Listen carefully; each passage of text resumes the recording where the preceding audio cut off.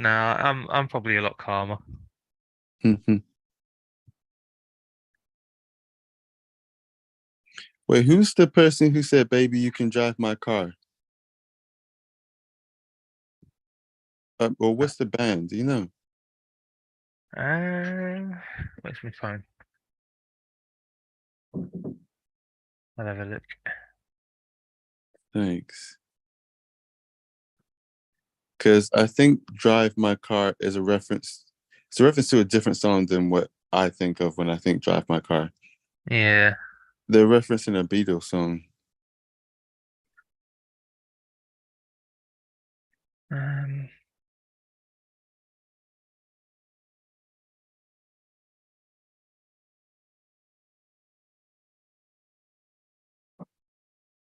yeah, it's a Beatles song. Oh, okay, cool. I didn't actually realize. I'm sure someone would come on and be like, "You didn't know?" Like, "No, I don't routinely listen to them." Nah, me neither. The only No. sort of song that I remotely remember is Yellow Submarine, but that's not remotely close to a car. Yeah, I remember a few that I really like. There's one because they appear in lots of films, of course. Hmm. There's the one where the sky is blue, it makes me cry, something like that. Oh, Hey Alec, we're talking You're My about Sunshine. Oh, there's, that's there's cute. that one. We're talking about Beatles songs. What's Beatles songs. Hey yeah, Jude is probably my favourite one. yeah. Oh, I love the Beatles. I was talking about I didn't realize "Drive My Car" was a reference to was that actually the Beatles song. I thought it was someone else Yeah. that song. Oh, yeah. Beatles is great. I mean, I'm probably more of a Rolling Stones fan myself, but I like a few of their songs. Hmm. Yeah, Rolling Stones cool as well. But they Could ain't never. no Beatles. They're still doing gigs though. Well, yeah, the Beatles can't really do that anymore, can they? Oh, there's no need for that, is there? Oh, I completely forgot like a couple of them had died. just because Ringo voices Thomas the Tank Engine, He's my favourite one of them. He was my childhood mate. he was your childhood mate. He may as well have been. Whoa! I spent like 10 hours a day watching Thomas. You know, Manx was named after Thomas. Oh, was he? Yeah, his parents were, for some reason, despite the fact he's the oldest child, were watching Thomas the Tank Engine, and they were like, "What should we name our first child?" And they went, "Thomas the Tank Engine, Thomas." There you go. And he's a bit of a diesel, isn't he? Oh, he's definitely a bit of he messaged me the other day to inform me that he was driving around with no brakes the other day. I was like, Fucking hell. "That's idiotic." And he went, "No, What? it's Yeah. called being poor." And I was like, What? "It's called being soon to die." I don't know. I mean, the island is that small. Surely you could walk wherever. It's not that small. I wouldn't mind. There was one time where he was driving me down like the mountain of the Isle of Man, They've got a and there was mountain. a yeah, they got a mountain. It's a technical mountain. It's like a mountain by like 5 inches. We were driving around, and there was this car, and it was like on its roof, and it had like shattered all like the windscreen out. And he just honestly, he just sailed right around it. Ah, yeah, you brake on that bit, and I'm like, that was like 5 years ago. He's changed. He's really changed. Oh man. I'm like, maybe they were just poor. I don't know. It Wow.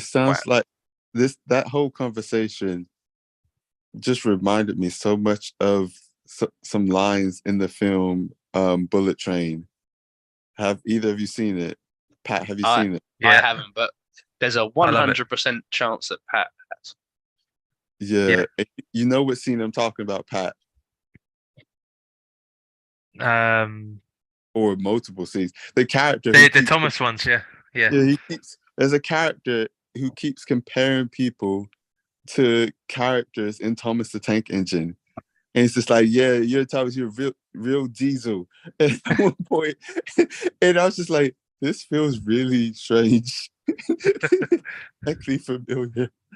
I did get I got cornered by a train spotter the other day, and I was on the platform of like Gillingham train station, and like apparently there was like meant to be like a steam train coming in, and she was just going on at me about how cool it was that the steam train was coming in, and she went, "Oh, I hope it's not a diesel. Thomas didn't like diesel." I was like, "Yeah, you're not wrong. Thomas Oh, did man. not like diesel."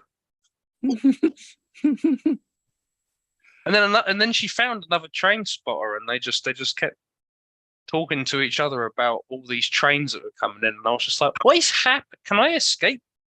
What's going on?" No, What's your problem?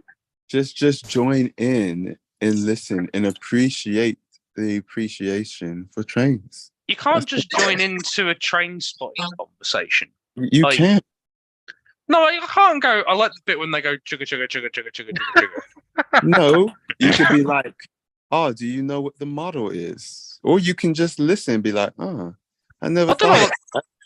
thought that is quite a cool point you have there." What Yeah. about if I go, "What kind of model is it?" And they go, "Oh, it's a 227 snack, right? It's it's this," and I go, "Oh, Cool. great." They're gonna Yeah. smell me out instantly. No, Yeah, you're really not. don't know fuck all about trains. do you? You're not pretending to be a train spotter. You're a train appreciator who I'm just not. appreciates them, and you're interested in the conversation, but you've never looked it up yourself. But I hate trains. But why? It'd be like me pretending I was into bicycles. But you're not. I hate bicycles. I hate people who ride bicycles. Man, Basically, Alec hates everyone and Yeah, everything. if they Yeah. ride bicycles. how does the I was trying to remember. I was talking to Pat. How does the song by the Beatles, "The Sky So Blue Makes Me Cry" or something go? Is that Lucy in the Sky in Diamonds? What's that? Or is No, that just has sky. In. It was in a movie as well, I swear. It's gonna. Actually, it's no, probably in Well, it movies. is, but Doesn't matter. The See, Beatles. I thought he was talking about "You're My Sunshine." Is that it- old, I don't like- know if that's a Beatles song though. No, No, that's it's like not. a traditional, like random song, like "Happy Birthday." I can't remember some guy in the You 19. guys like Beatles songs. What's a Beatles song about a blue sky? Or that features a lyric about a blue sky? You're not Wait. thinking of Mr. No, Blue that's- Sky, are you? That's Electric Electric Light Light Orchestra. Orchestra, mother. I said the Beatles. Yeah, it's not the Elio. In fact, if it was Mr. Blue Sky, I'd have thought of it myself. I specified Are it. you Anyway, thinking of how'd Here it go Comes again? the Sun? wait. The Sky So Blue Makes Me Cry, The sky so blue makes me cry. I think. Wait a I second. think. Oh, no, that's what Ben said. Oh, it's the song "Because" from the Abbey Road album. Oh, it's Yes. the song "Because" from Abbey Road. I just found it as soon Yes. as you said it. It was Oh, like one of the beginning intro songs from that album. It's kind of like it's just John Lennon's vocals and that's it. yeah. Thanks, Dad. That's it. Why did you- I really like that song. It's good. But we Why- should be talking about Why? "Baby, You Can Thank you. Drive My Car." That's a more appropriate Beatles track to talk about tonight. Yes. And the reason I bought this, not bought this film, picked this film due to Didn't buy it. It was Yeah, the no. Beatles song. Yeah, I was listening to a lot of Beatles recently. See, no. Everyone here that is going to be here. Probably, yeah. I think Simon said he's going to be quite late. So, Yeah. Okay. Well, and Rob looks like he's in the afterlife right now. So, Might as well be, man. I don't think I'm going Aw. to last long tonight. hmm. That's what she said. Whoa! But anyway, you know, What'd you Yeah. say, Emmanuel? Sorry? You're not feeling well. Oh no, it's not that. It's just like, well, my foot's still pretty painful, but also I'm dog sitting for Rachel's brother at the minute because, well, I probably shouldn't say why on live. Something miraculous is happening. Let's say. Yeah. That's fine. Don't worry. He's becoming a woman. We can talk about Yeah, that's it. Got it in one. I didn't really heard that, or if I misheard. But Is he's taking a bit of time off because Chelsea suck. I mean, Yeah. why not? Yeah. So this why I Let's- picked Oh, hang on. No, you got to do it the right way. Why did you pick this film, Emmanuel? The reason I used my newly acquired shamanic abilities to pick this film is why does one pick a film? Oh, even better. If one picks a film, do you know they've picked a film? 160 picks in, and we're just answering the important questions. Why does one pick a film? But yeah, sorry. Seriously, so sorry, I'm trying to remember why. It was a very long film, wasn't it? Yeah, I just finished watching it. It good. Yes, it was good, but I didn't know that before. I did plan on watching it, but never got time. There's lots of different things. But I wanted to pick something that I don't know. Cured insomnia. No. Oh, I mean, if it did, then that's great. it definitely does. Use it every time you need to. If that helps you, I'm glad.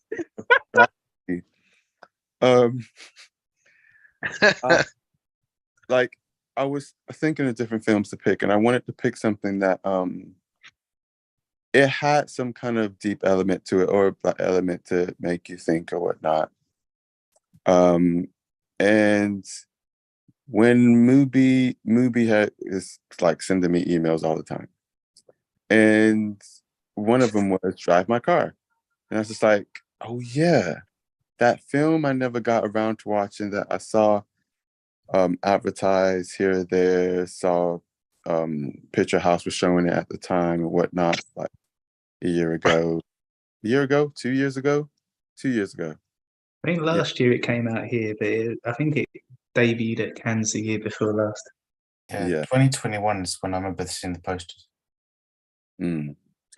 And I was just like, oh, that seems interesting, but never really got around to it. And I saw recently that it was, quite an applauded film.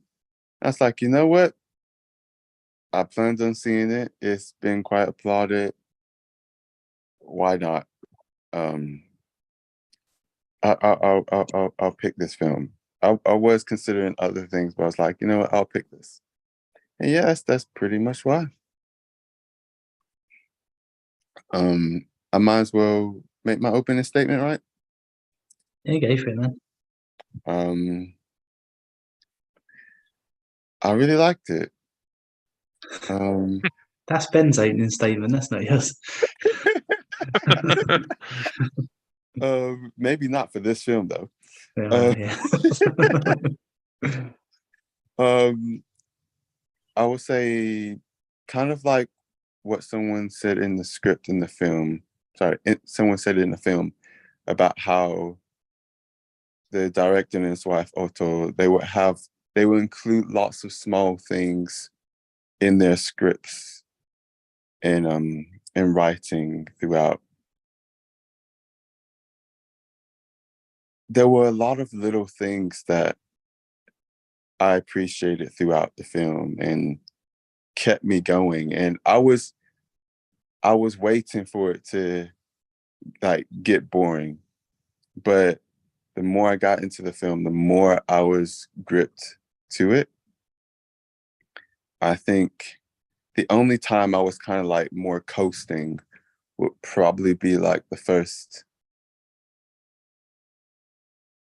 maybe the first 30 minutes, and then when the the title, what is it? Not title credits. Title. What is it called again? F. What'd you say, Alec? I can't hear you. What? The opening titles. Opening titles. Yeah. Sorry, Alec. We can't hear you. Oh, my bad. Oh, now we can. Never mind. And Me when too. that started to roll, yeah. But anyway, yeah, I really liked it. Who next?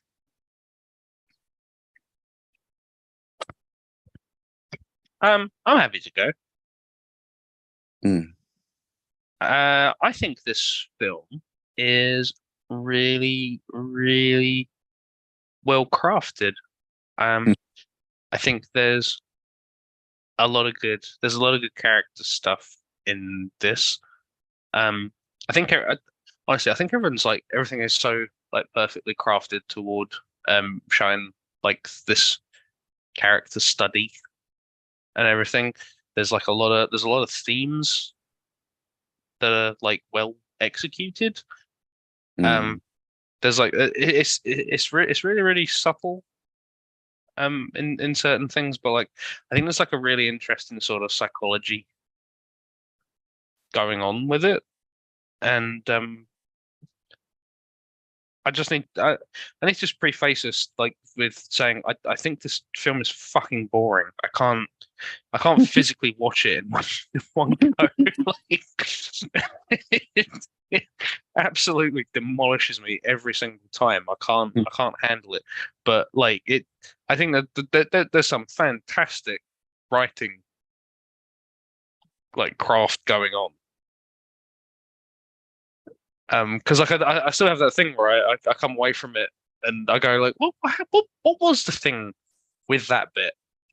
And I go, oh, that was the thing with that bit. That's really interesting. I'm still having those moments, and it's just like considering like the second time I tried to watch it, I did not break 40 minutes before falling asleep. Like, yeah, honestly, it is superbly crafted. I think it's got an award at Cannes or something for like best screenplay or something, and I was like, yeah, this Yeah. definitely deserves that. Roller coaster thrill ride? No, fucking. I'm in an old folks' home dying slowly. Like I'm not gonna. Yeah, it's no Parasite. I don't want. Yeah, it is absolutely no Parasite. But yeah, like I don't even like this much. But I'm not going to deny the writing's really really good. Yeah, I'm going to give this my nomination point because it's finished so low, and I don't agree. I think this needs to have finished higher, but it is what it be. Nomination point. Nomination point. Emmanuel, have you got a nomination point? Oh, is it that time? It is that special time. We've got you can pick from Dark Star, Predator, Aliens, Edge of Tomorrow, Alien, or The Trial of Chicago 7. I'll think about it and answer you at the end. Thanks. Yeah, it's no worries. Next. I've probably watched it too long ago. I don't actually remember much of it. What? It's only been a week. I know. I'm pretty bad with that. I mean, from what I remember, I do quite like the film. Not the most entertaining, obviously. And the last hour sort of lost me a bit.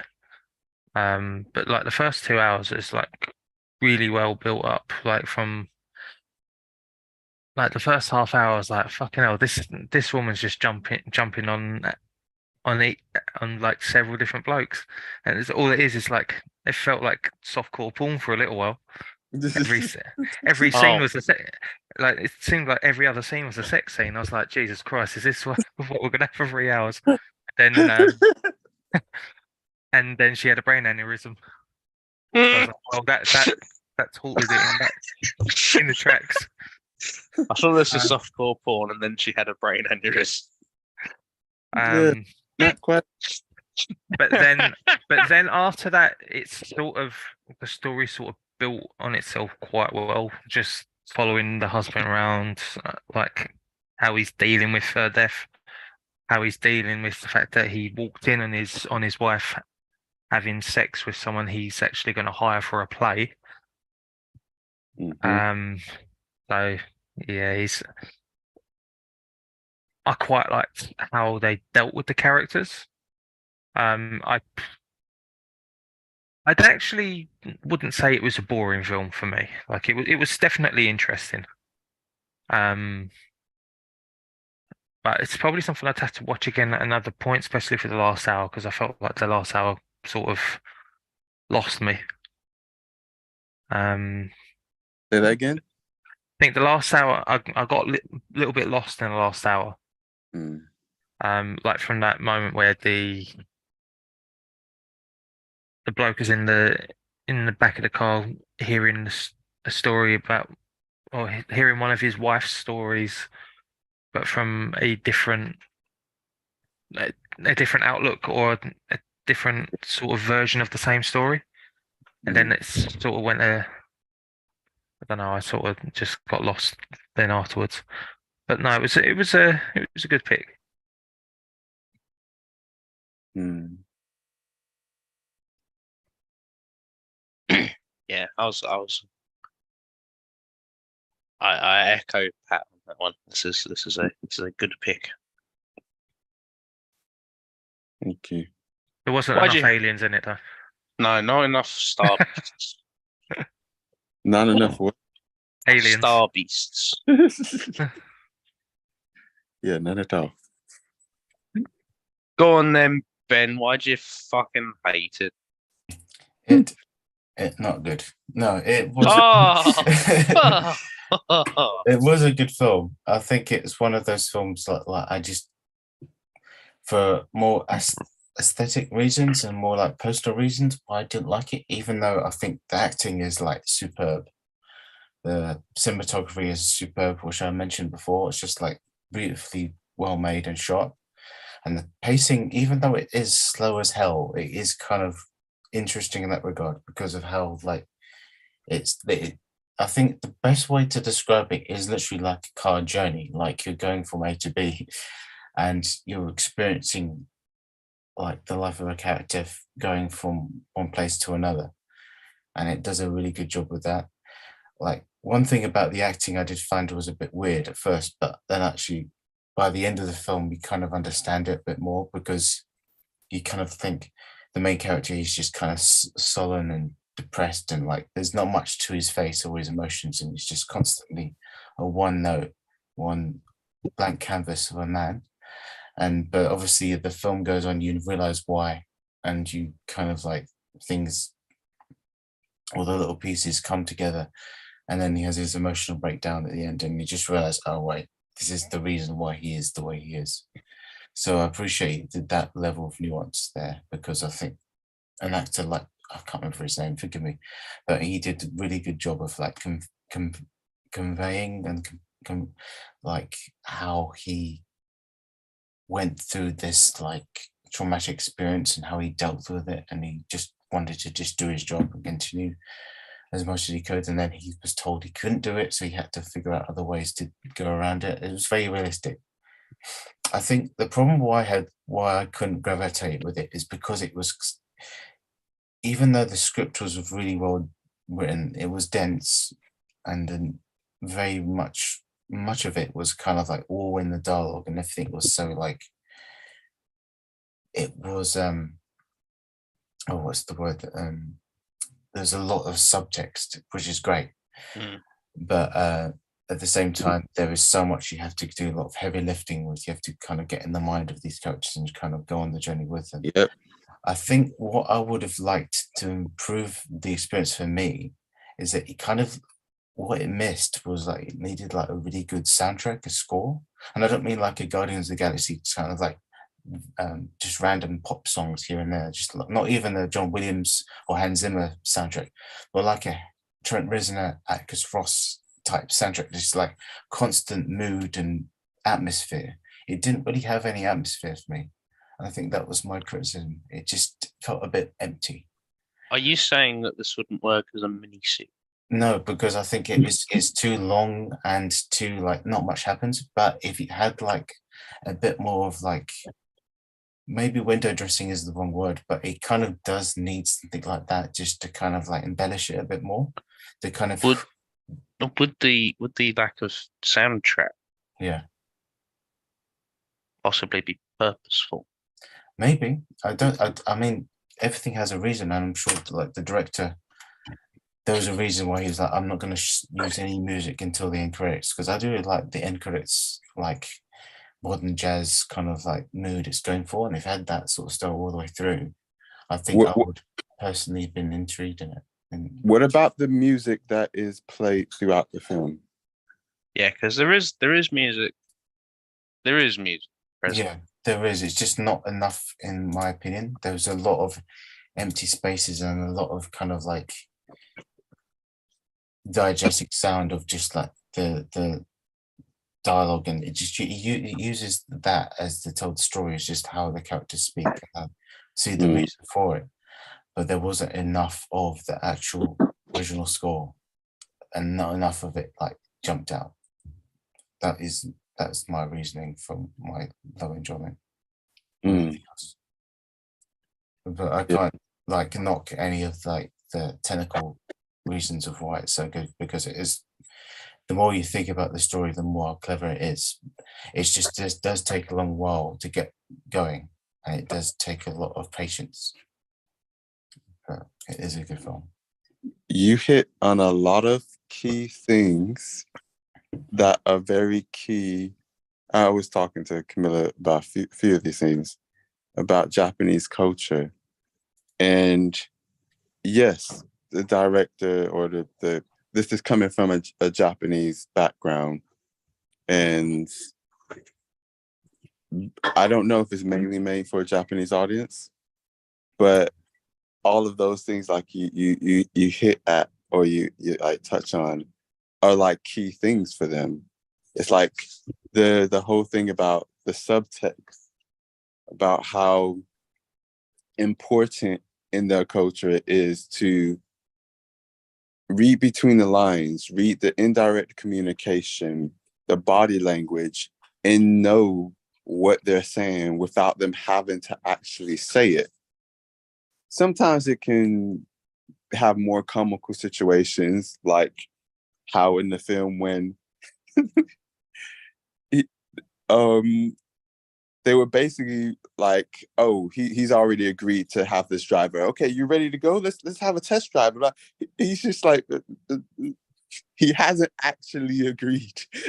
And they're just like, you basically have. Come. And it's just like, the first time he says in that scene, it's just like to the lady, I haven't actually agreed for you to be my driver yet.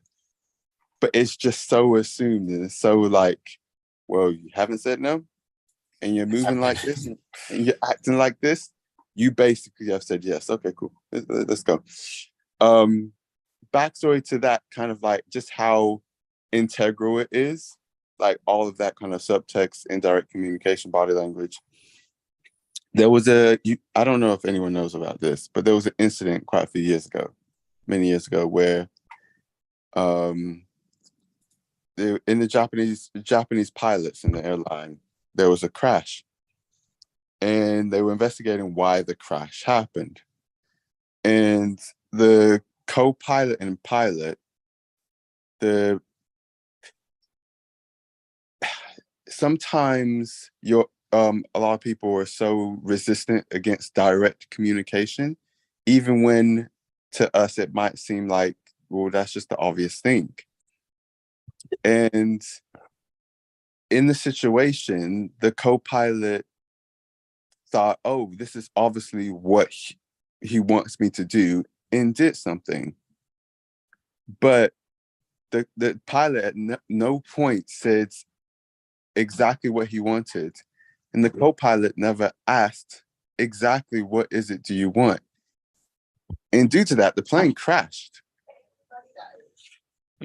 And Camilla's just in the background. I was like, everyone's dead. Everybody died. But at least no one was upset.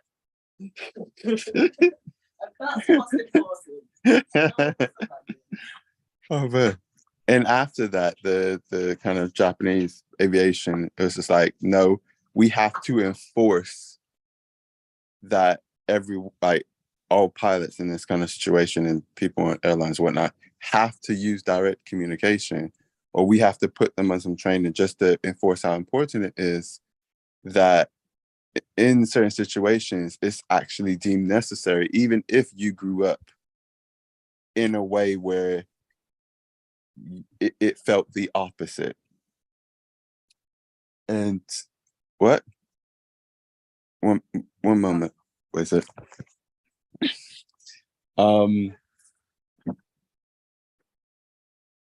And the one thing I found interesting, because like I said, there's a lot of, like you said, subtext. There's so much subtext and little things here, and what people are saying in the moments they're saying it, how it's reflecting on what the characters are feeling or thinking, as well as kind of, even when Pat was talking about when the guy tells the rest of the story that he said the wife told him, Camilla hinted on something that, yes, that could be the rest of the story, but the story the reason he might know the rest of the story might be because it might possibly be some way based on him.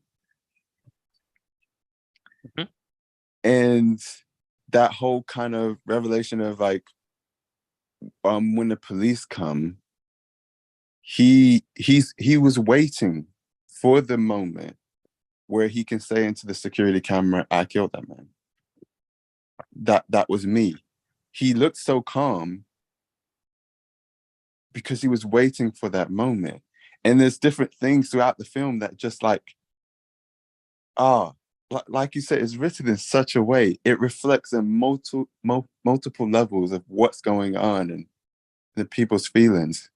And even though there's not, like you said, there's not much music, I think two parts of the reason, when there was music, it always hit at a really key point where something either changed, progressed, a connection or bond was formed, or something integral happened.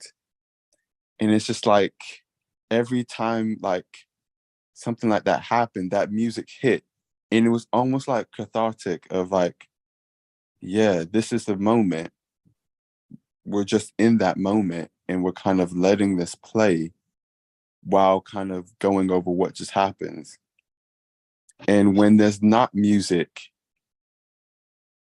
it's the film's inviting you to get, I guess, involved or sucked into the subtext and everything's happening, to the signs, to the sounds, to their emotions, even though, like Camilla was saying as well, like saying similar thing to you, Ben, how a lot of time through the film, there's not much emotion, or some people can be a bit deadpan.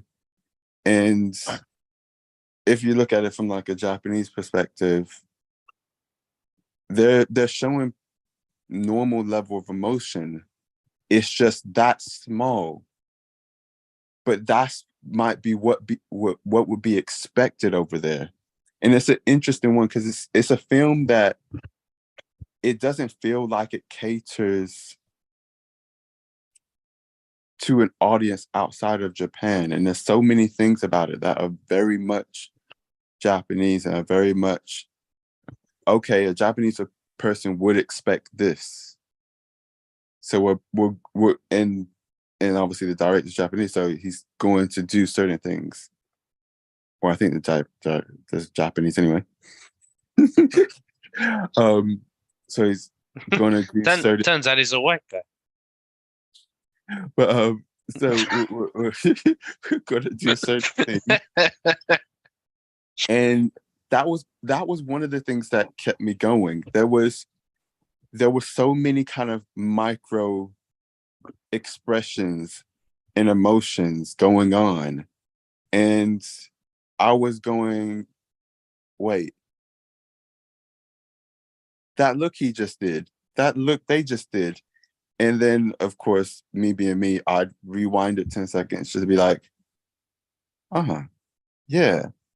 And then think about that and be like, oh, that, and that whole exchange could be lines and lines of dialogue, just in simple expressions with context of what happened. Oh, sorry, I'll talk more about like my favorite scenes after this, but I get what you were saying.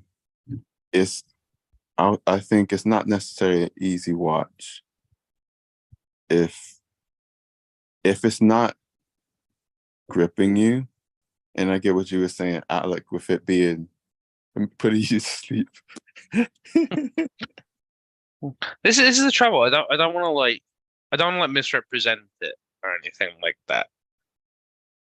But because it's kind of the nature of the story.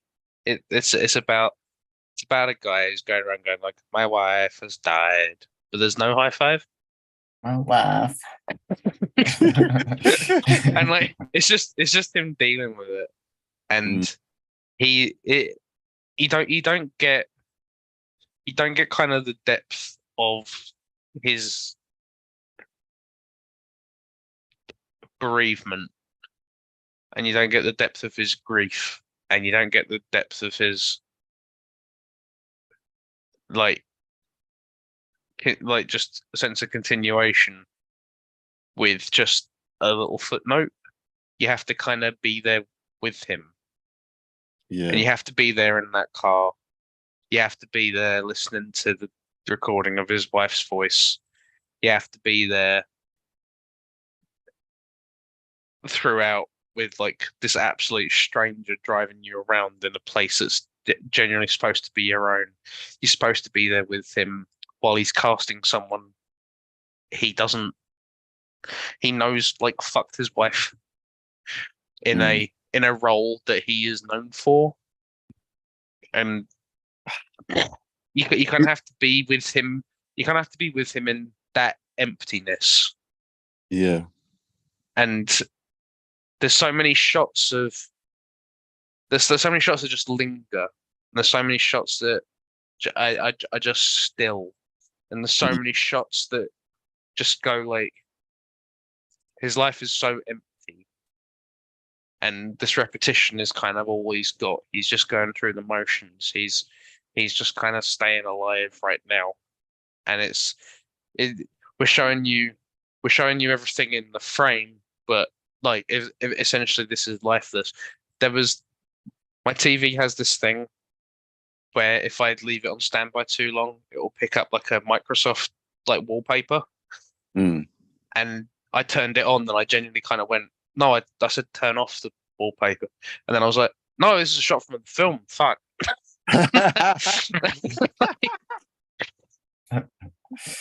But this is the thing. It's kind of like this is the nature of the story. You need to be with you need to be with him for this to understand what he's feeling and what he's going through, and like the reason that there doesn't seem to be a lot of meaning and there doesn't seem to be a lot of feeling and there doesn't seem to be a lot of music in his life is because there isn't any of that. It's just him going through death and not feeling and all this. And like this is why I think the production is so good, because it's all working toward that. But the sad byproduct of that is that I'm bored. I'm so bored. I'm so bored. And it's like there's even like I don't even want to say like there's so much repetition that I'm just like, oh god, I've seen this scene so many fucking times because there's like lots of little variations that go through. He is living every day. Yeah. He's living every day. Every day is, even if it's only marginal, every day is different. Yeah. But I'm still like, I can't watch this lady do sign language anymore. It's so boring. Oh man, Like, I'm I do sorry. like that. I don't understand. I'd like this isn't some, since we're on YouTube, this isn't a thing against sign language. I just can't um I can't understand it, so I don't pick it up and I don't process it. Mm.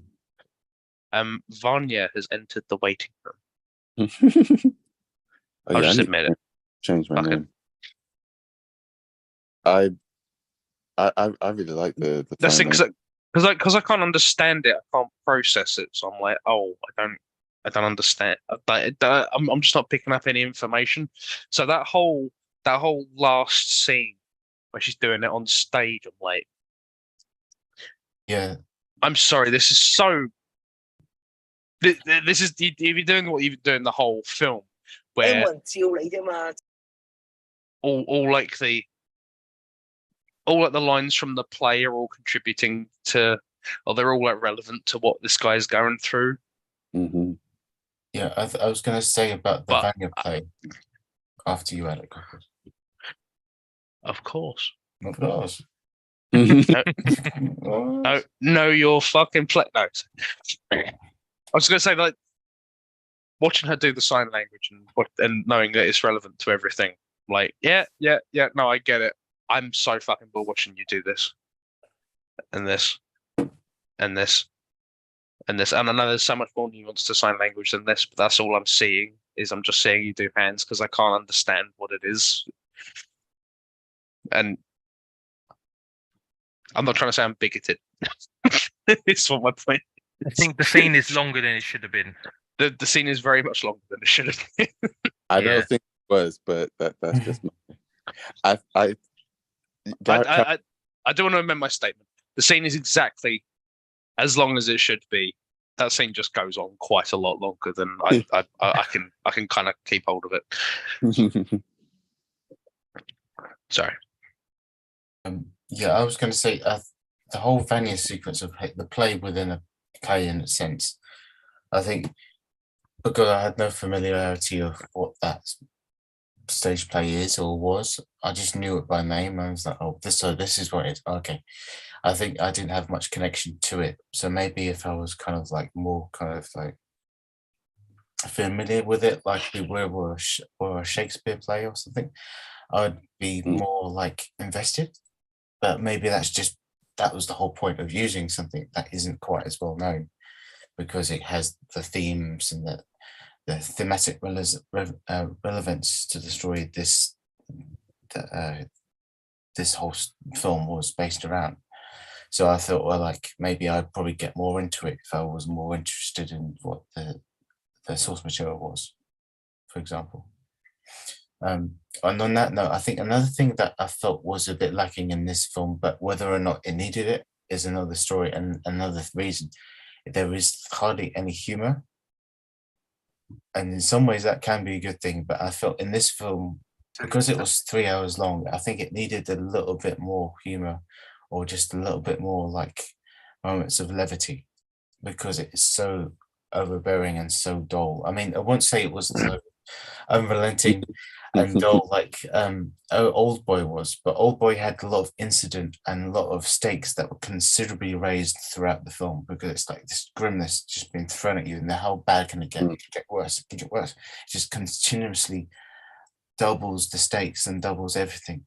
But this film kind of was like the same sort of path all the way through, and it didn't really have much dynamic in terms of like humor or tone. It was consistent, and you could say that's the reason why it's good and why it's clever. But I would have liked more of that. I would have definitely enjoyed it if the driver was more like, "Ha ha, you have a dead wife." I'd have found that hysterical. Oh no. It would have been a bit more of like That would have been Brown. horrible. Listen Yeah. up, liberals. I have a dead wife. That sort of thing. That'd have been great. I think there were parts. The humor in it was so hitting what you were saying, Ben. So micro level. Yeah. There were parts that actually really made me laugh, like audibly went like when. but the people in the film aren't laughing. It's more of a we're in on the joke, and there's parts I'll explain like when we go through like some favorite scenes kind of thing that just made me laugh so much. I was just like, nah, You've nah. you've got to take into account as well, like the guy not only has been cucked, but he's also, or the fact that he's got a dead wife, but he's also got a dead kid as well. Not only did Yeah. you get cucked, mate, Like but you've he's also had it got rough. a dead wife. You dead wife, dead kid, fucking cuck. Oh, Like God. he's had a rough life. Yeah, Like he's obviously, it sort of gives you the image of like they had a good, strong, happy marriage until their kid died, and then they sort of became a little bit estranged. And then he walks in on his wife riding the other bloke like fucking some Grand National horse. yeah. And then he's sort of trying to keep it within because he's obviously realized that she hasn't seen him in the house, so he's walked out and she doesn't think he's seen anything. And then there's that one scene where she's like, we need to talk, and he's obviously not he's decided to stay out later, and he feels more guilty when he comes home and she's just gone. So I think all of that sort of plays into the way his character was later in the film. And think thank that- goodness, because can you imagine that conversation? It's like I rode that guy that you met like a Grand National horse. I mean, it'd be different. It'd be different in Japanese culture, but you know, Oh man. Wait. Sorry. What did I meant to walk say into? sea biscuit. I rode that guy you just met like Seabiscuit. Oh no. That's That's even better. the part Oh, where what the- he walked in on her. Oh That yeah, I would have yeah. loved I mean, to yeah, have yeah. heard. I understood the context, but like, what? I think I just walked into the wrong part. What are you talking about? Riding someone like Seabiscuit? Wait, what? When the wife is having sex with the bloke that her husband ends up hiring Oh, for the yeah. plane. Yeah, That's yeah. that was just basically the yeah. I mean, But you know what makes that even more messed up, Pat, later in the film. It's when you find out So we're She's getting been some doing that. background on this. she's been doing that for years. Yeah. And he's just like he doesn't want to lose her. He's just it's not a consensual open relationship, as Camilla was very saying to me. They say it's consensual. It ain't consensual. And Not like Seabiscuit. But it's almost like when he walks in, he's kind of ashamed of himself rather than like pissed off with her. So that's why he sort of kept it all to himself. Because he's like, if he confronts her, she'll probably just leave him for the young blood. yeah. I think that's just. That's- I think that's definitely his fear as well. But like he like. I think it's very notable to mention how he handles the scene. Like he kind of comes in, sees what's happening, and then he goes like, "Oh, just pretend I'm where I was supposed to be." Yeah. And the thing is, it's like if I pretend I was where I'm supposed to be, then this didn't happen, and I didn't see this, and that's fine. then because nothing's wrong then. And it's also it's messed up in another way because like I don't know at what point, but she knew he knew, and then only like the day she died, she's like, you know what, we need to talk. But yeah, let's do it later. And yeah, obviously what had happened, just like this is all sorts of level of messed up. But oh, and just mention what you were saying earlier, Pat.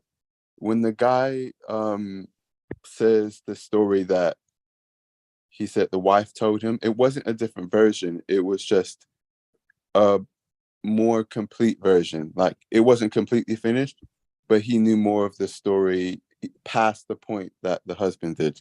Yeah. That's such a big scene because that's such a point of intimacy between them, Yeah. and the fact that this guy knows past the point that he knows. He just asked a lot of questions. And the driver's just in the car, just like, should I be hearing this?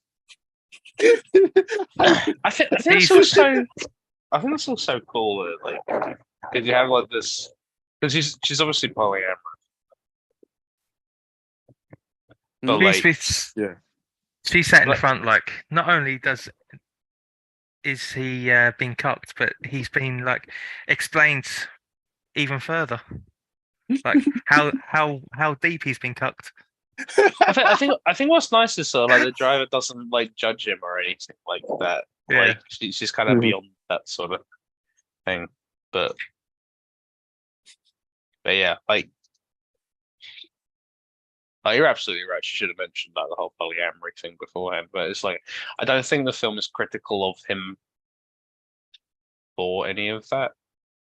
Mm. And like I don't think the film like I don't think the film's critical of anything really, which I think is another sort of thing contributing to this sort of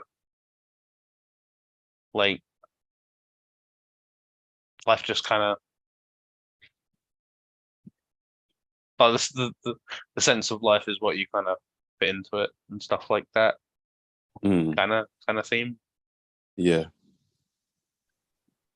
I don't feel like I don't feel like she's sort of framed as the bad guy, and like him framing himself as the bad guy is something that he kind of puts on himself. Yeah. I really appreciate that kind of thing, and I think that's why I like the driver character, where she kind of is already there because of her own experiences and stuff like that. So, and she's just a driver. She doesn't fucking have any opinion on this. Like, she's just driving the car. Like, Yeah. honestly, there's this little setup of I'm gonna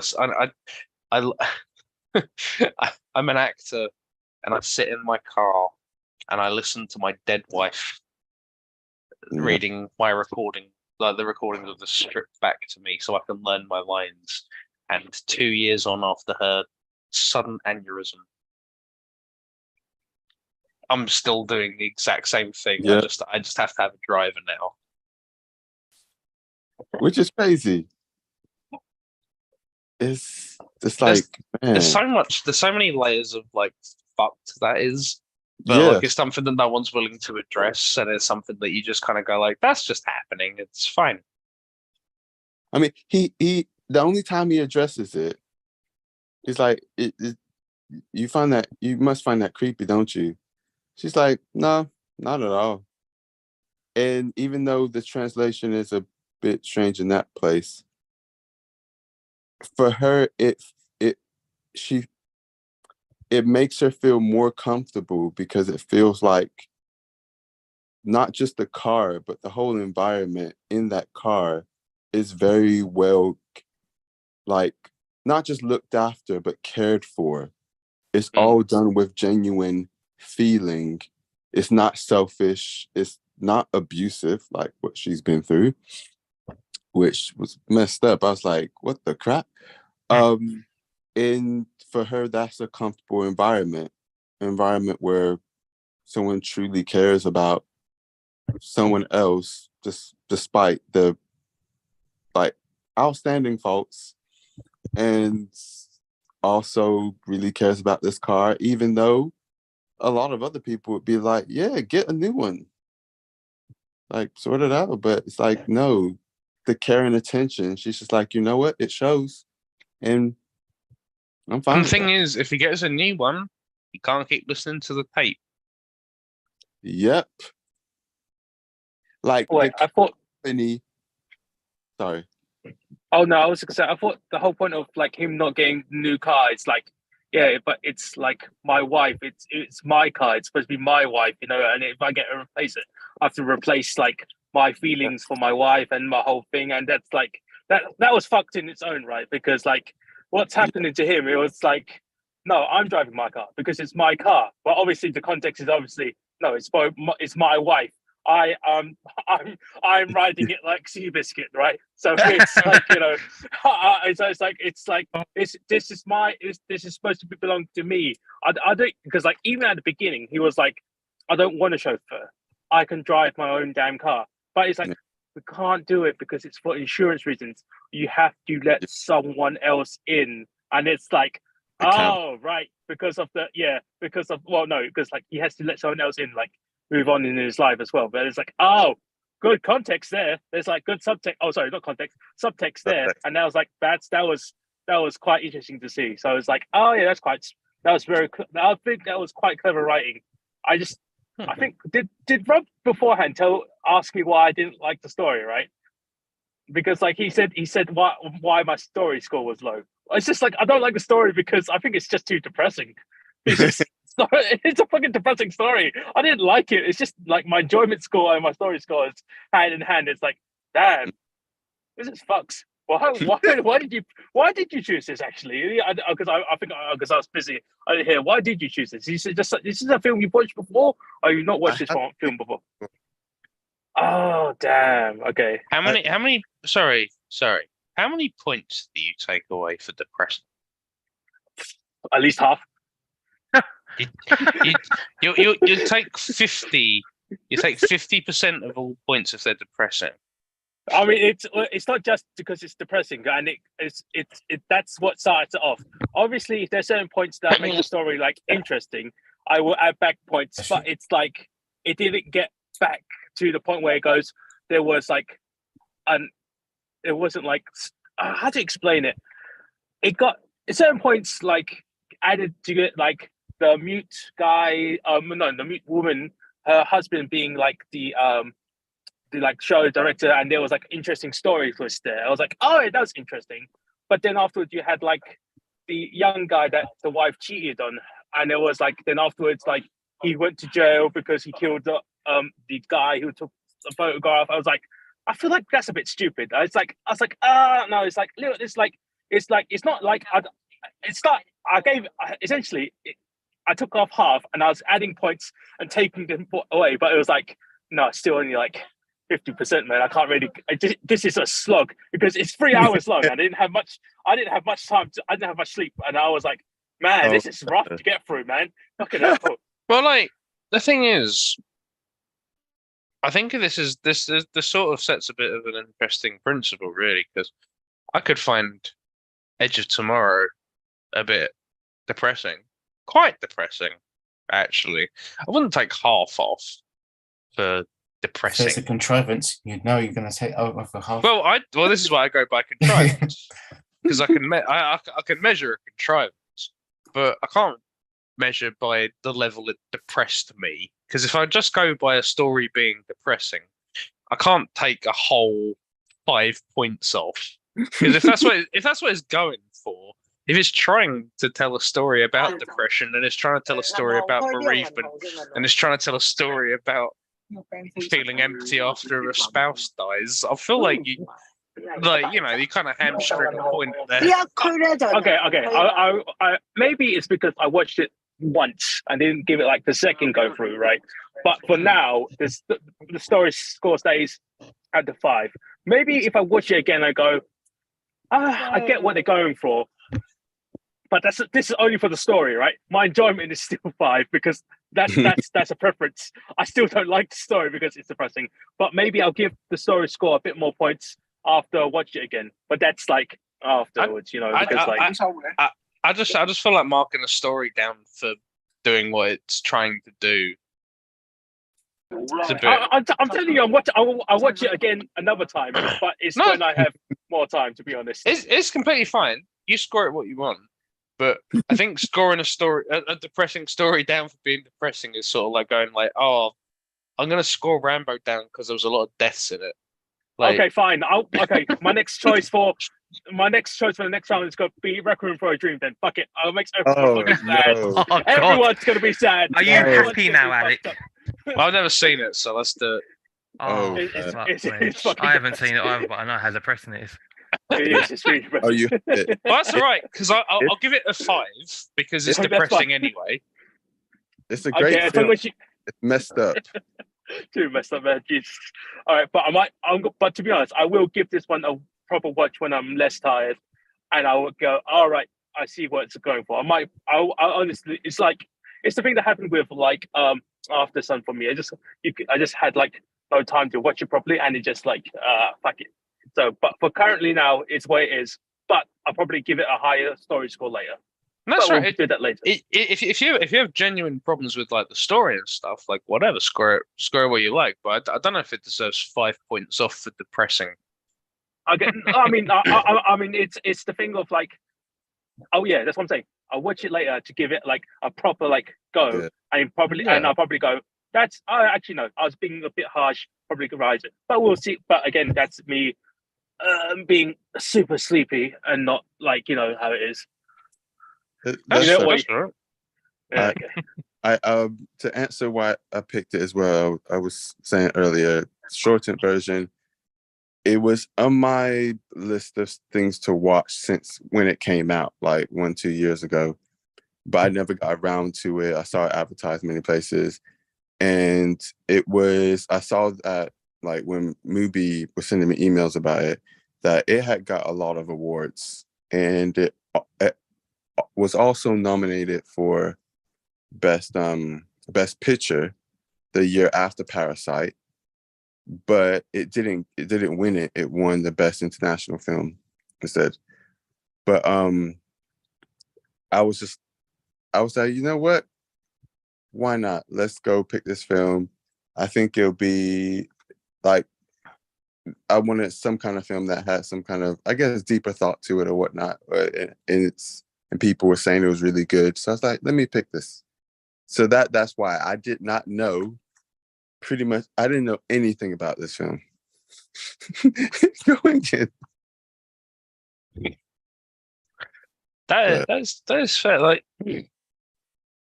this is sort of the interesting spot that it kind of occupies for me though, because I don't want to watch it again. I really Yeah. can I really can't imagine anything I'd rather do less than Yeah. than watch it again. I'm like, hey man, like those the themes in that are fucking rock solid. Like you look at the thing where I'm gonna just butcher this Tatsuki.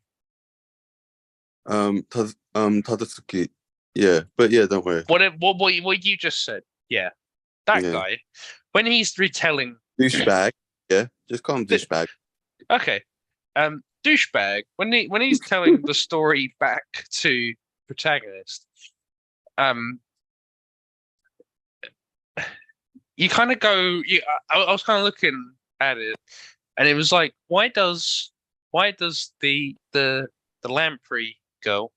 Why does she? Sorry, actually, I don't want to mention that. Actually, the whole thing with her having a view of her past life, and I was like, oh, a little bit of Buddhism. That's neat. Like that. Mm. That's a really cool little thing where you have like the past reincarnation, and she's a lamprey eel, and she's just clung herself to a rock, and she questions herself. And I was like, that's really cool little symbolism. That's really cool, little cultural, religious symbolism. I think that's really neat. I like that sort of stuff. Having her then, yeah, having that whole story kind of play out, and it's like, oh, what happens after she's done wanking on this guy's bed, and someone's coming home. Who is it? Is it the guy? Is it the guy's mum? Is it the guy's dad? Who the fuck? It's another fucking burglar. It's like, shit, man. That's great. That's fucking great. Love I that. forgot that was part of the film. Yeah. Well, there you go. But then, oh, sorry. I was just gonna say, I was like, I remember this. Was this actually part of the film? I thought it was from something else I'd watched.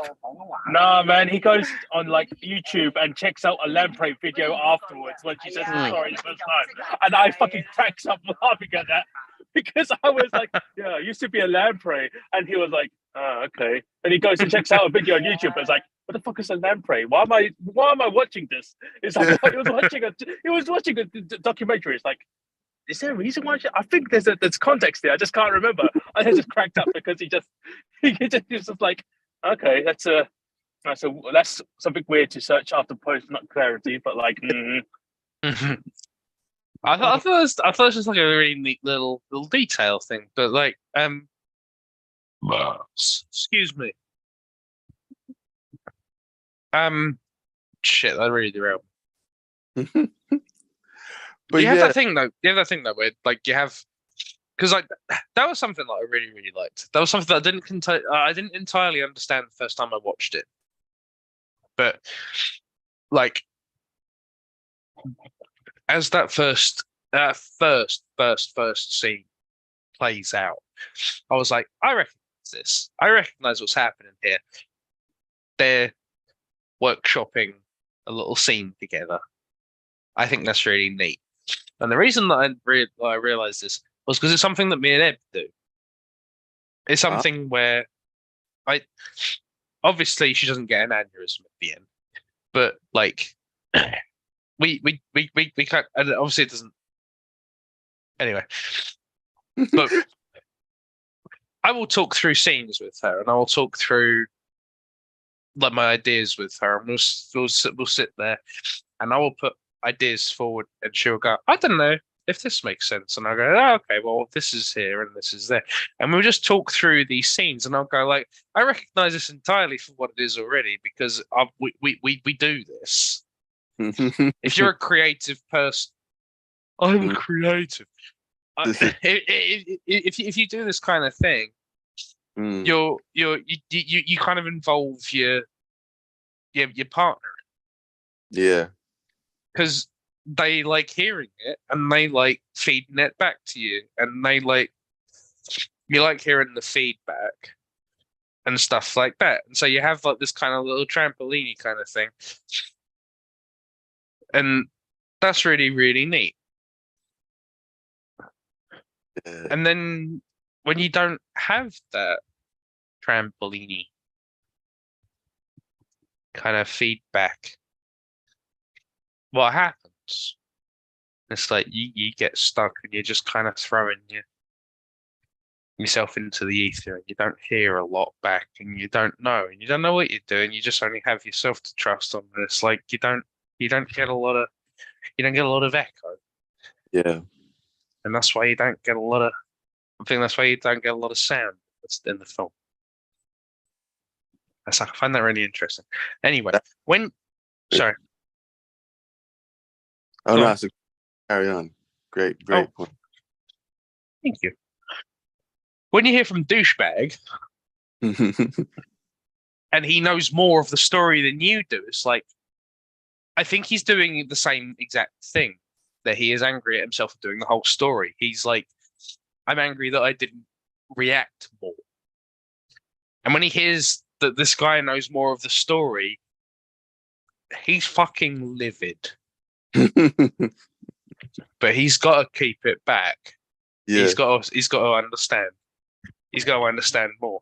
And then when he retells the story, he's retelling the story exactly the same thing, so you know it's absolutely true. But because he knows enough of it to retell it, so you're like, you have enough information, so you definitely heard this. You couldn't have heard this secondhand. And he's telling this whole story thing about this burglar comes in, sees this lady, and she's masturbating on the bed, and she kills him. Where does she start first? The left eye. Where's the protagonist's glaucoma? His left eye. And it's like, oh, because you see that I think there's a little shot where he mentions the left eye, and we go back to the protagonist. He's like, I think I know who I am in the story, and I don't enjoy this. But the whole thing that comes out of this story is that she kills this guy. She stabs him in the left eye. She leaves it, and she runs off. She's committed a crime against someone, and nothing happens, and nothing happens, and nothing happens, and no one reacts to it, and nothing happens. And that's the whole thing about what this story is about. She committed a crime. She realizes something was wrong. That's what she's trying to talk about to the protagonist. But because he didn't act on it, because he saw it and didn't act on it, she feels like something's wrong, but like nothing's wrong. And because no one's reacting to it, she feels insane, and that's making her anxious as fuck. And she can't react to it properly because everyone's so repressed around her. And it's like, this is so fucking clever. This is such a clever little commentary on repressing your emotions. Because the more you repress your emotions, the more you fuck about with someone else's emotional response. You have to kind of have this emotional output. If you're feeling something, you gotta feel it, because otherwise it's gonna fuck other people up. It's not gonna. Regardless of the consequences, you have to feel it, and you have to act on it, because otherwise other people are gonna just not know how to react, and they're gonna go crazy and have fucking hemorrhages. But like, probably not. But it's such a great little encapsulation of the theme and like her mind space and what she's feeling, and it's all come through in her dreams. So it's all subconscious, and it's all something like that she's in touch with, and that's how her soul speaks. I don't like this film, but like there's so much in it. And that's what kept gripping me, because there's so many little points and like many revelations throughout the film, like many aha moments I'll have, and I'll keep having them throughout the film, like, oh, that and that and that, and I'm just, it's keeping me engaged.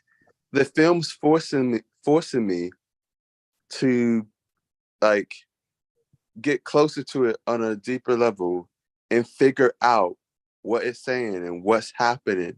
And the more you think about it, the more it comes up, and the more you realize, and the more you're just like, man. And it's that type of film. And it's just like, but it's a strange one. On a note that's not necessarily like, oh, this film's great kind of thing. It just made me laugh thinking about it, even though this wasn't the point of the story at all. But the whole lamprey story kind of thing. I was just imagining, I had paused it. I was just imagining the kid coming home eventually and be like, ah, and then calling the police. And then the parents come home and be like, what? The police? Why are the police here? Son, did you do something? I didn't do nothing. Then why are the police here? There's a dead body in my room. You killed someone? No, I didn't kill someone. The dead body ended up in your room. I don't know. It was there when I got home. Obviously, that's not what happened in the story. Imagine this kid being like, what the f is this?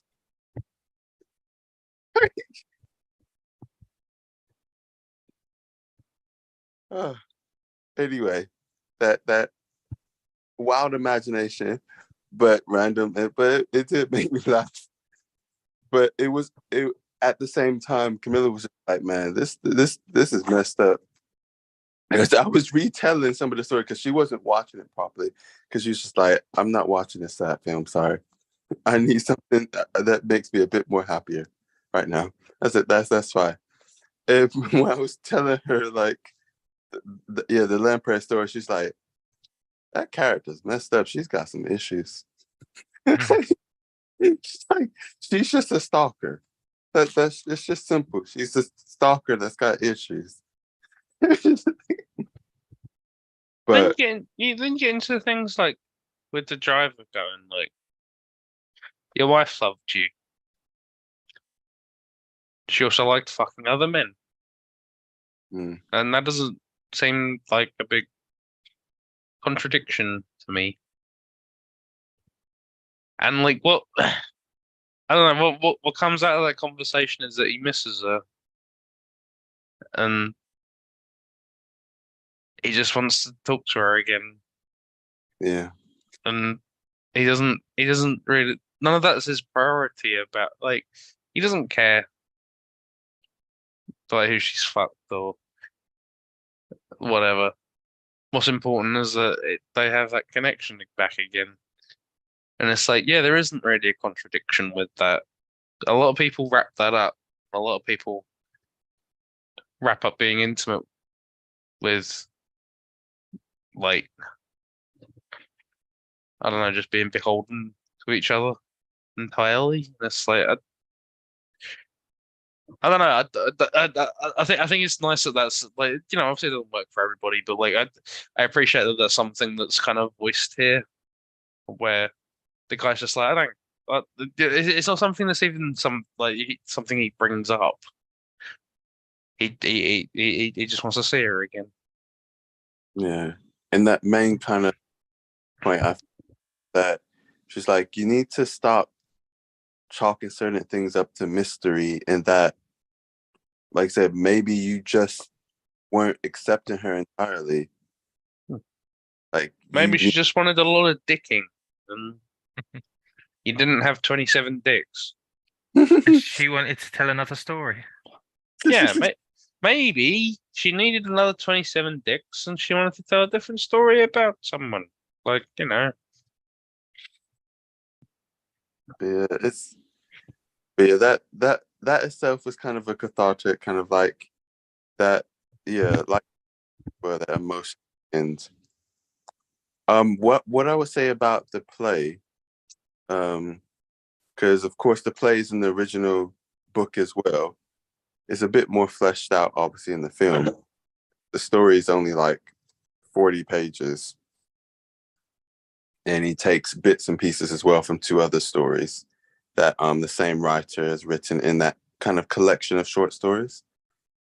Because the play itself, I think it's like 119 years old or something, or part of it. Like the original.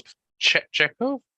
Oh, sorry, he is. Yeah, it would have been since he was born like 119 years ago. But the play itself was in the 50s or something when it first started doing it. Okay. I think so, roughly. You can check an IMDb, but it's an old play. I won't. But I think, and this is one of those things where, and this is not unusual for Japanese films as well. It's not unusual. I knew you were going to say that. Right. It's not unusual for a Japanese film.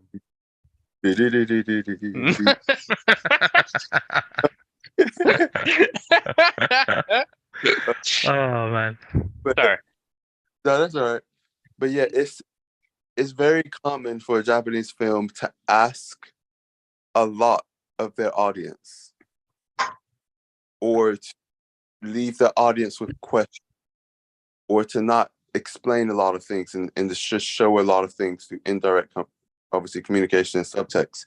And when it came to this this play, like you said, they didn't necessarily pick a different one that people would be familiar with. They stuck with the one in the book that was integral to the book, that is already explains a lot of what's going on. But they help you understand the main themes of the kind of play and stage play. Of course, through the whole film and the rehearsing the lines and the clips that play here and there. And they want you to really kind of every line I say every line. They want you to really think about every line that's being said and how it reflects on, yes, this is what is being said in the play, but what does it mean the character actually saying this himself? What does it mean the character playing this?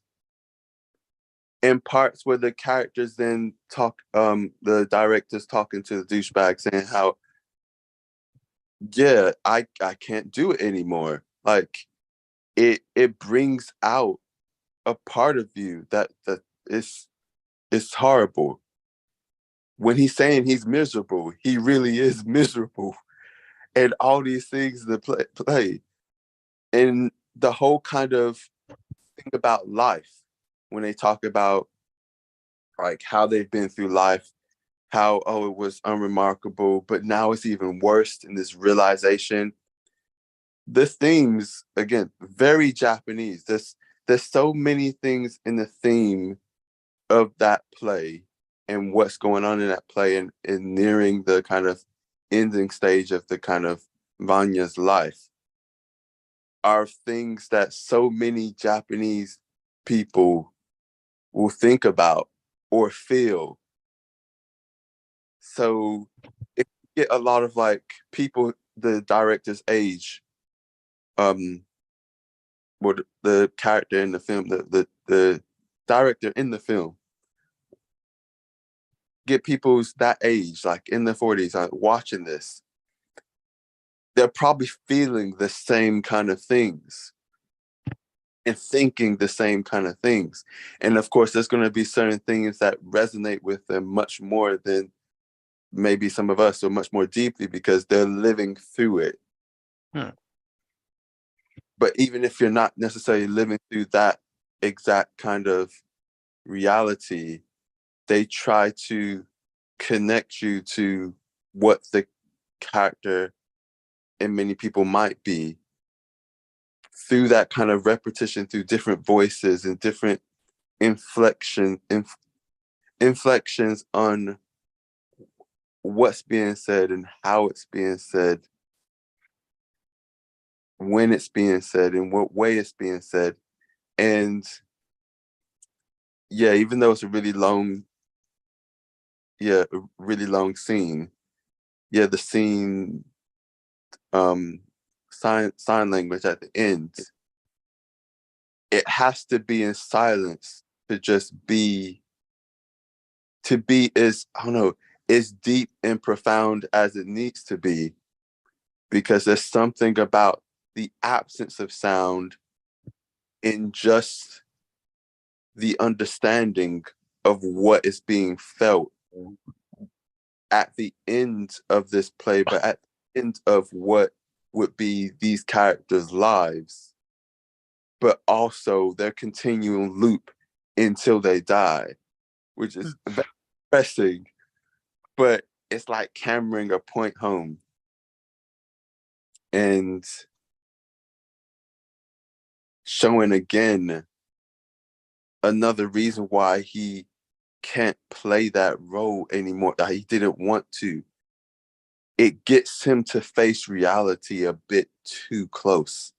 Well, there's so many lines, aren't there? Where, like, he's going like, I could have been a Dostoevsky or a other famous Russian man.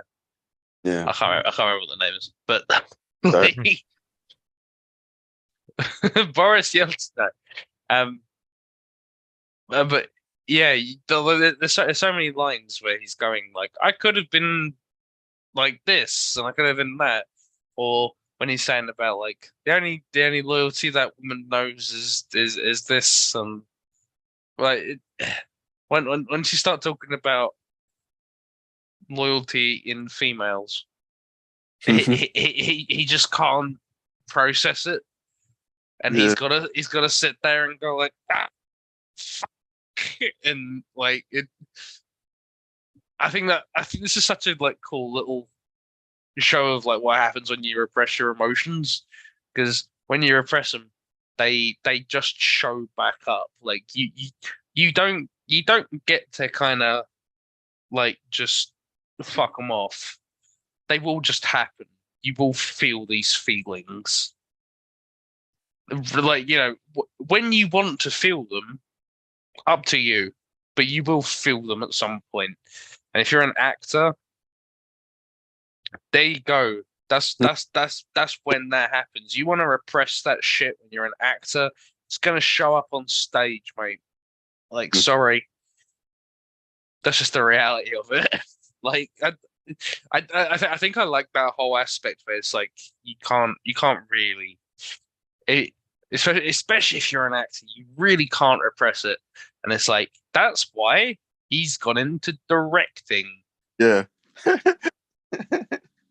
You can't Mo. Yeah, like I obviously I just really like that whole thing of going, oh, my wife's fucking someone. I'll pretend I'll just act like I'm somewhere else, like no biggie.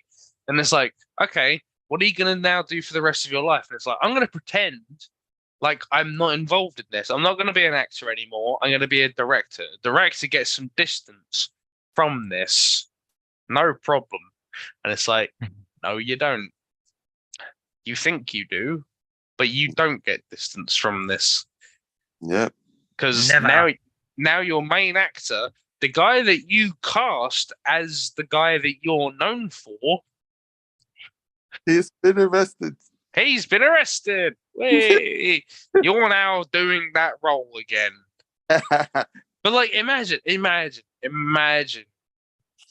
you're casting that role and you cast the guy who you saw fucking your wife. He got double cucked. And he's he's cucking it, like, this goes beyond Levels. human cucking. This is like, I'm He cut himself. He yeah. He's taking an active role and going, I'm giving you carte blanche to be me. he's been cucked on a personal and a professional level. Hmm. But he's cucking himself to do it. And it's like 100%. the psychology behind that, fantastic. Oh, Man, Rob is missing all this. This is honestly, there's so many I woke up- layers to this. This is so good. Rob really likes this film as well. That's the sad bit. I'm looking for it. I like. I'll have to talk to him another time about it, but I'm really looking forward to like hearing what he has to say about it as well. Mm. You'll have to watch this back.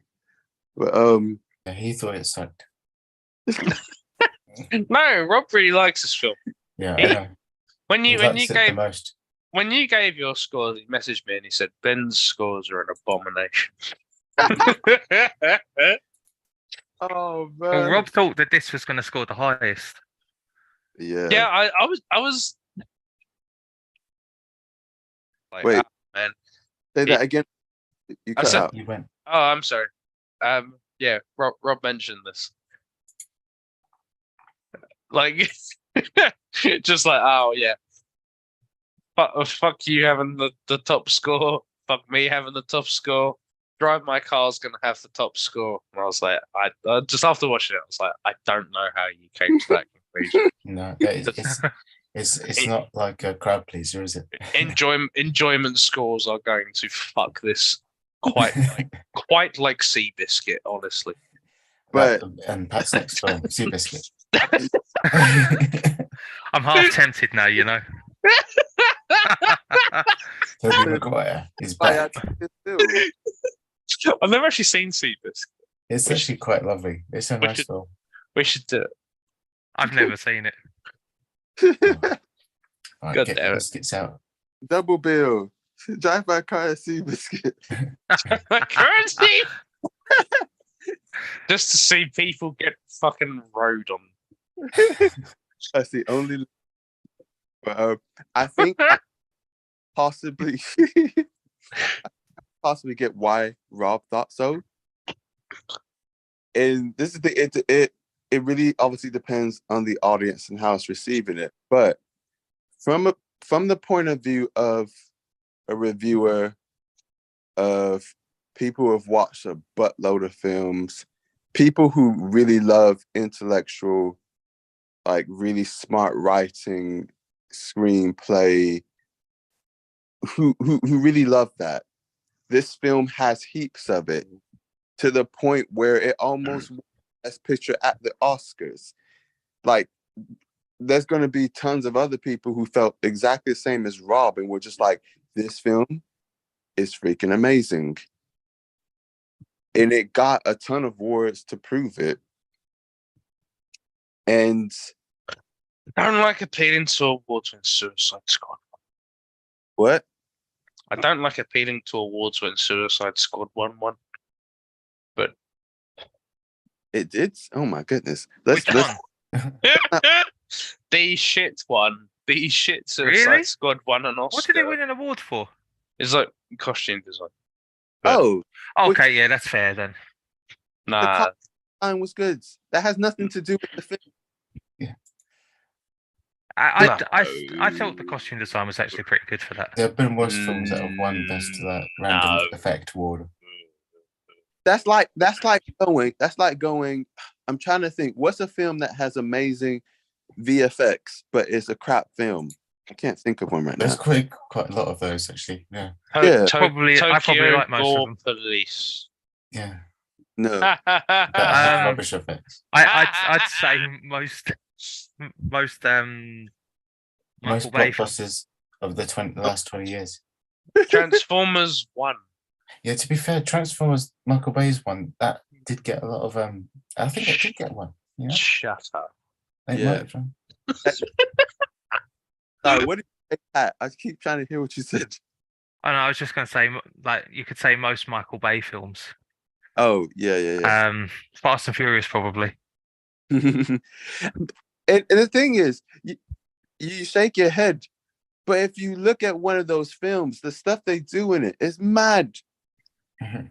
It deserves some award in some way, not for Not for You know. story, no. Wait, I have you know, the story is top grade. let's not talk. Yeah, that's another I mean, problem. what other film series has like a whole like 9 to 12 films dedicated to family? No. There's no answer to And Corona. that. There's no answer to that because no one's ever tried. Oh, good. Wait, Ice Age. Yeah. No, we That- said 10 to 12. Okay. Oh, I guess think- Ice Age does count. Then. It's 5 to 12, Alec. Fuck, it is. Shit. Woo. God damn. He's like, man, how many Ice Ages are there? I just turned around. There were 5 more Ice Ages. John Leguizamo is looking for work. Oh, man. Since he can't do Mario anymore. He's not. What's that No, mean? he's not doing Mario. Just a They didn't pick him. Chris Oh, he's grumpy about it. He's a shit actor anyway. Whoa! Oh, who? Fucking no. John Leguizamo. I- The guy who played Sid the Sloth. oh, man, that's rude. Thank you. Before we move on to favorite scenes, just as a note to like the sob that he had, I didn't realize that it's also like Saab stopped making cars. The automobile division like went bankrupt 10 years ago. Yeah. So he can't even like actually, to be honest, I think the film was set probably It was set around 2001 originally. 2001 to 2003. Would you like some trivia? Yeah? Wait, is Saab French? No, it's Swedish or North. Ah, it's basically Sabi? French. Anyway, the thing was, I wanted to tell you. I think you'd appreciate this because we watched Beauty and the Beast yesterday, and they make a reference to the Eiffel Tower, and I was like, hang on a minute, this is the 18th century. The Eiffel Tower wasn't built yet. But we went down. It went down. I remember a little post, and the Eiffel Tower was actually completed the same year that Nintendo was formed. Cool. But Nintendo only specialized in playing cards. Yeah. Oh, you knew that. Well, that really took the wind out of the sails. But that's fine. When you said Eiffel Tower, I thought you meant it in the dirty context at first. You know what? The thing that flashed up in my brain then was, what's the dirty context for Eiffel Tower? And I thought, I don't really want to know. That's fine. I don't know the dirty context either. Let's do it. If you don't know, leave it at that. No, it's okay. I've been corrupted far too much. I didn't want to know, but then Emmanuel asked, and I was like, okay, now we need to know. I'm just Well- thinking probably much worse. I'm imagining Probably- something involving a baguette. It's not for YouTube anyway. Oh, does it involve baguette and cheese? does it involve running away? I was thinking of what brought to my mind was Irreversible. I was like, Anyway. yeah. If you haven't watched that film, it's okay. You don't have to, but if you do, I feel sorry for you. Let's look up Eiffel Tower Oh, sexual. but, Oh god, you're going to get us demonetized. Oh no. the- We were already demonetized. Rob's not here. To be fair, I said cuck about half a dozen times. Oh man. But I thought it was still a cool fact about the Eiffel Tower being built the same year because I didn't know about that. But yeah, I knew about Nintendo, but that's mainly because sometimes it comes up on like different like Japanese creators or content creators on YouTube. It's like been referenced, and one did an actual tour of like one of their kind of founding buildings that they used to use headquarters before they moved, and they talked about that as well. I think even what was it, MKBHD, different people who talk about gaming as well. We'll talk about Nintendo and how they originally just playing cards when they're talking about retro tech and Game Boys and stuff. So it's just one of those things I've come across, which is still cool. Though Nintendo need to up. They've got some issues right now. If you don't know it, then I can explain later, but I think Simon knows as well. I mean, what, Nintendo issues? Yes, there's lots of issues with Nintendo. But yeah. Well, I just looked up Eiffel Tower on Sex MDMB. No, WebMD. That's fine. By definition, the Eiffel Tower can only be accomplished with 3 or more people. This means you have to have a conversation with your partner prior to doing this position. Once all parties have confirmed that they are willing and able participants, you can begin planning how to set up an Eiffel Tower. One person gets on all fours. Okay, stop, please, stop. No, stop. We don't need to continue going forward. Yeah. One person gets on all fours and forms the base of the tower. Please. That person performs oral sex on the partner standing in front, while being penetrated by the other partner from behind. Then the outside partners high five or touch hands above the base partner. Oh man, I didn't think you'd read it Sounds- out loud. It sounds Oh, pretty good. I'm sorry, guys. Maybe I if like- the main I like- protagonist was more willing, he could have had an Eiffel Tower with his wife. I know, I maybe just- he could have learned the story that way. I just like the idea of a big patriotic French high five. Oh dear me. Oui. It sounds like the human centipede of Oh man. positions.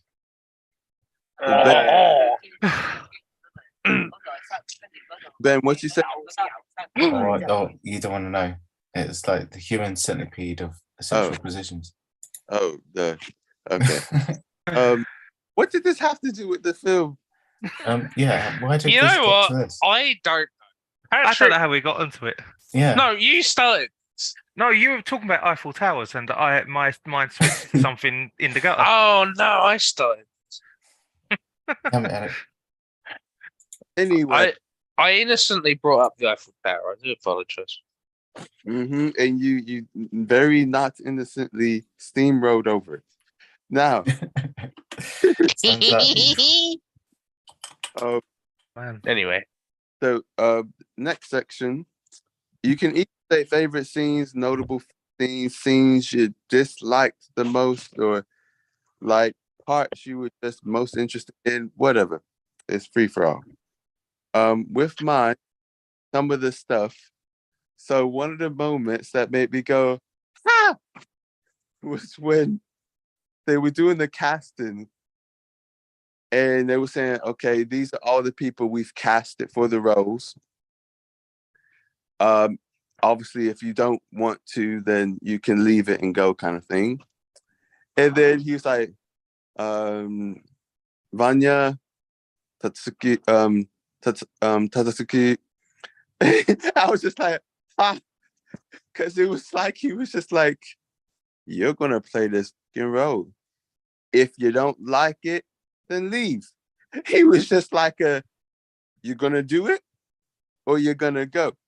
And I was just laughing because this kid's just like, why would you cast me as this old man? If you don't want it, I mean, I casted you in it. Think you can do it. I don't like you. You can play the fucking role. You want to play this I don't- role? I really preferred that. It's like, why did you cast me in this role? He's like, don't like you. This role's gonna really tear you up. It ain't a nice role. It gets to you. Like, but if you don't want it, okay, bye. I don't mind saying bye to you. I'll just cast someone else. I'll You just don't want it? Bye, Felicia. Yeah, bye, Felicia. But then he regrettably signs it. And you can see the emotion of like the main character's face. He's just like, well, and every interaction they have, like until the moment where they kind of bond in the back of the car, it's like do I have to do this? I guess so. Whatever. I did kind of put myself in this. Okay, let's get this over with. And then there's another moment. Again with douchebag. I should probably learn some of the characters' name. They said, so Yusuke. We don't actually tend to hear his first name. The director, Kafuku, we usually hear his surname. So Kafuku-san, he sees. Oh, his name is yeah. Oh, wait, is it? I thought it was Takatsuki. Takatsuki. Crap. Sorry, I just realized something. Ben, the name of Takatsuki kind of guy, that's Teresa's name. Oh, really? Yes. That's her Oh, actual. really? That's how you'd say it. Oh, damn. Yeah, his. Obviously, that's how you pronounce this. Obviously, they're written differently. Yeah. That's the way you pronounce his surname is how you would say her first name. Oh wow. But when she came over, it chose Teresa as her English name. Oh, that is very interesting. Yeah, did not know that. Let me just check. At first, I didn't think, I thought it was just similar because in the subtitles they spell it wrong, but on IMDb they spell it right, and I'm just like, oh, that's Teresa's name. Anyway, Wait, what was her name again in this? huh? Which character? It's the character Takatsuki or Takatsuki. I always say it slightly wrong, but it's spelled Takatsuki. It's the one I keep calling douchebag, the young guy. Oh, I see. Yeah, I see. His character, Yeah. yeah, her first name. But anyway, so Koji, I'm just gonna call the character's first name. He's driving in the car with the Taiwanese actor, and it's obvious what they've been doing. After the conversation that the director had the night, like the days before. And it's just like, oh, you got caught being a douchebag. You got caught being a playboy. And he's the shame on his face. It's just like, oh crap. It's not oh crap. Okay, I'm gonna drive off now. And he speeds off. But then they catch up and you see he's crashed into someone else's car. It's just like, it's like, boom. That had me laughing so much. I was just like, serves you. And then afterwards, was just like, just further home the point down. He's like, we mustn't just stop. Like, really polite kind of, or a politer version of sorry. Like, yeah, really sorry. Like all this. Like, I was just lending her an ear. Lending a cool ear. You don't speak Mandarin or English, and she don't speak Japanese. Yeah, so we kind of like, ended up. Okay, bye. Just like, I was just like, and in that moment, I could imagine the director thinking, and my wife did this guy? Oh my goodness. Just what is my life? And then just walking off. Like, his face.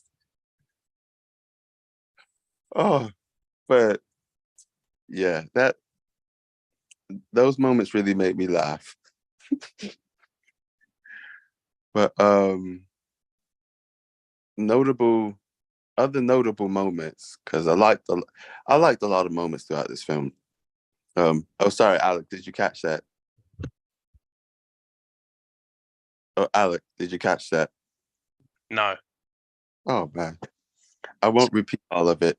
But what did you last hear me say? I don't know. Carry on without me. It's fine. Did you hear my favorites? One of my favorite scenes. I need keywords. Okay, long story short, sorry, just to sum up, I'm not No, going to. it's fine. My fault. I think you might have been here for I said, I was like, when he casted him as Vanya. Yep. Okay, yeah, you was there for that part. Mhm. And then part where he's driving, the douchebag is driving in the car, Koji, with the Taiwanese actor, and it's obvious what they have been doing, and the shame on his face, and he's just so shamed. I go, okay. And he rushes off, only for us to catch up to him later, and he's crashed his car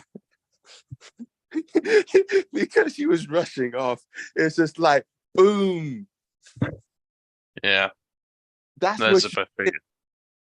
And then, like I was saying already, to further kind of hammer down the point, when he's just like, "Oh, missing this stuff," like really sorry, really polite, kind of like afterwards to the director, "I'm really sorry about all this kind of stuff."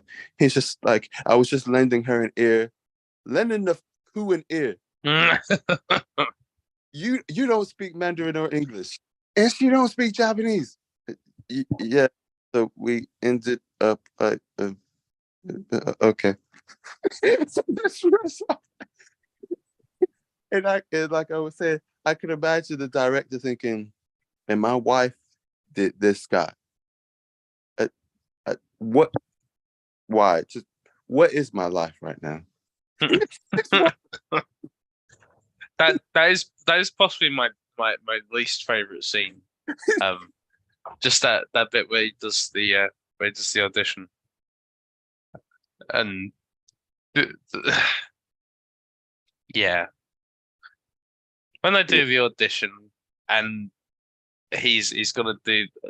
I don't know why they pick this fucking scene because it's very like sexually forceful and he like ends up kissing her and stuff like that, and he's like even the protagonist is like, guys, I'm really sorry. Yeah. Like, Is he's a douchebag? yeah, yeah, stop now, guys. I apologize. I saw where this was going, and I did not stop any of this. I Oh, man. fucking hell. Yeah, like, uh, Like But- I'm not gonna say it's anything that's inconsistent with anything. That's kind of like Jesus, like yeah. hard Yeah. to watch. Oh, and yeah, it was. And notable scenes. Obviously, there's lots of notables. No, I can't. I think afterwards I'll go through all the notable scenes I like. Otherwise, I'm going to be here for a while.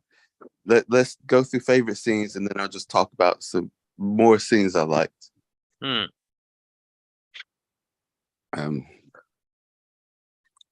I think my I don't want to monopolize anything. But when they go back to their little, actually, I got two. When they go for dinner with his the protagonist sort of his guy and his wife is revealed to be the lady who was the Korean sign language lady. Mm. I really enjoyed all that. I thought it was really nice. I think I was looking out for like expressions, and he's going like, "This guy's got a fucking alive wife. Fuck you." Like there wasn't any of that. I think like there was sort of like an element of just like, "Fuck you and your alive wife," but like, you know, he was very cool.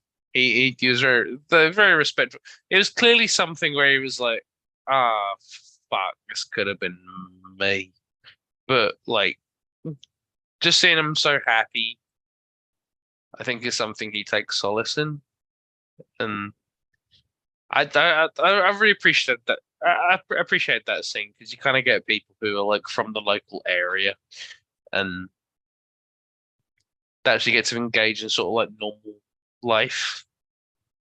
Mm. I really like that. Yeah. But the big scene that really like summed this up for me is when they look at the wreckage of the driver's mum's house, and he's like, "I just miss her. I just want to talk to her. I just Yeah. that whole thing. I think is just so big, and it's so big and it's so emotional and it's so like just everything that's been kind of building up. It kind of becomes complete in that scene. You kind of understand. I didn't understand what the film was about until I saw that scene, and I was like, "There it is. There it is. That's what it is." Yeah. But I don't know. I don't want to say you don't get it before that scene because I didn't get it before that scene, but that is exactly what crystallized it for me. I was like, I finally understand what this is going for. It's been 2.5 fucking hours, but that's it. That's it. That's where I got it. It took the guy spelling it out for me, but like really powerful message. That's when stuff started making sense. So that's my favorite scene. Nice. To add to to detail the Korean the sign language this is my wife seeing Korean sign language thing. Even though it's not a big thing, Simon, did you notice the chopsticks in that scene? What do you mean? What type of chopsticks were they? Shit. I honest to God, no, I can't remember. That's all right. But but Alec, I was saying just the nod to the attention to detail in the kind of that scene where he's like, "Oh, this is my wife." They not surprisingly they were using Korean metal chopsticks, Okay. and I was noticing it's like, oh wait, Miller notices it's like, wait, those yeah, those aren't Japanese chopsticks, metal ones. They are actually specifically Korean metal chopsticks. But of course, it's not surprising. They are Korean, but it's just all those little attention to details throughout the shots. Oh, well, I mean, it was at her house, the Korean lady who was eating a Korean meal. So I was like, it might have just probably like just went over my head. It was like, all right, I guess I mean, it's just like small details. It's something you wouldn't think to point out. Yeah, I guess. So wait, hang on. I didn't actually know. This is actually very, very interesting.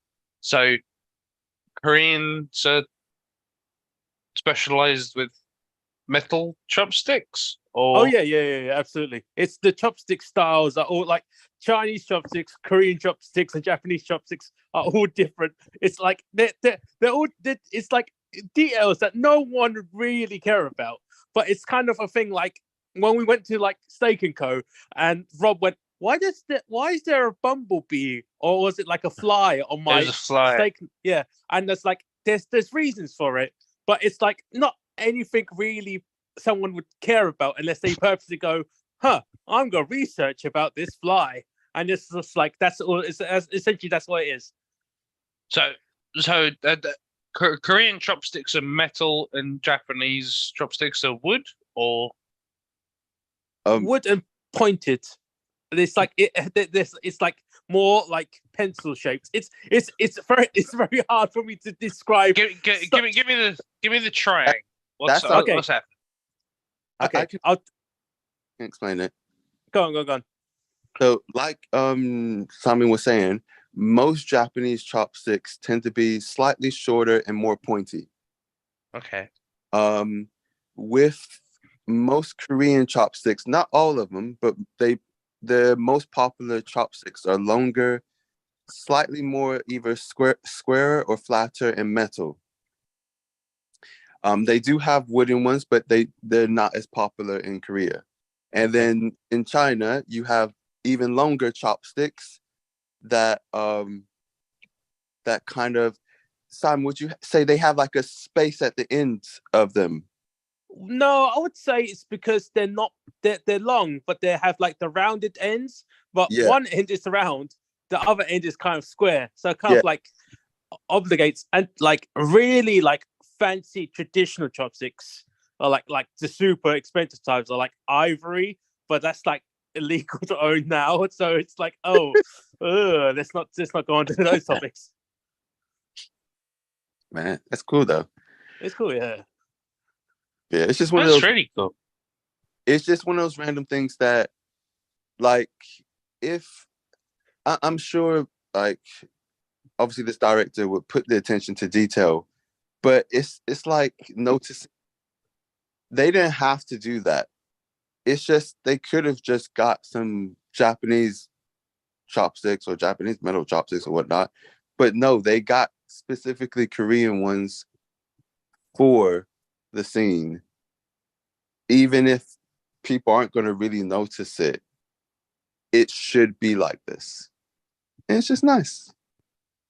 Fair enough. That's a nice touch. Like where you go and like Western audiences aren't gonna know the difference, but if you are an Asian person watching this, yeah, no, like seeing, well, as Simon just demonstrated, seeing someone use Korean metal chopsticks, you kind of just go, yeah, there you go, and you don't really question it.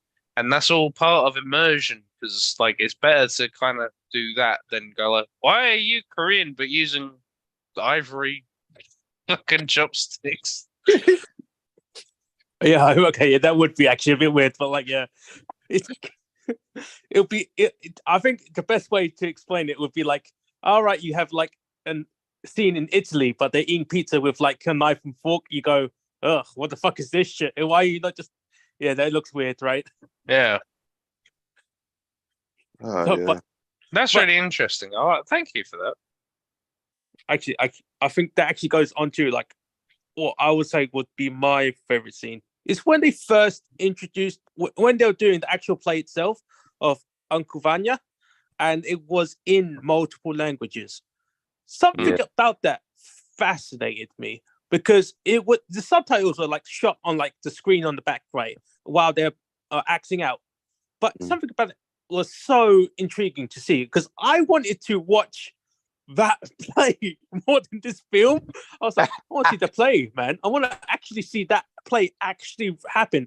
It's kind of like if you had, let's say, I don't know, Shakespeare, but it's actually in Spanish, or like, or you have characters actually speak Spanish, but you had another set of actors speak Italian, and that would be like, that would have been so fucking fascinating to see. And that's what like helped it along, because obviously the actors he hired when he was doing the casting, one was from Taiwan, one was the Korean, the mute Korean lady with the sign language. It was like this concept for this sort of play was so good, but unfortunately, it also got to the scene where it upset me because he casted the actual, as you call him, douchebag. I was like, why did you cast him?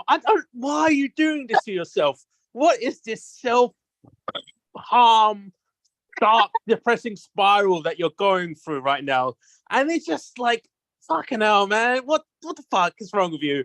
But it's like, I guess that helps, it keeps going with the story about this and his grief and all that shit. But it was like, it was so good for that. Just let's say Uncle Vanya's scenes were so good because the concept of it was amazing. But like, that's my favorite scene. Everything else was like, taking 5 off for depression. Okay, but in all seriousness, I will watch it again and I will probably give it a high score. But like, that's a tomorrow thing. I'm too tired today. You're just on the edge. You should probably Hey, on the edge. Huh? of tomorrow.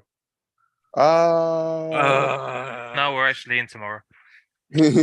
Oh fuck! We're 25 minutes over the edge of tomorrow.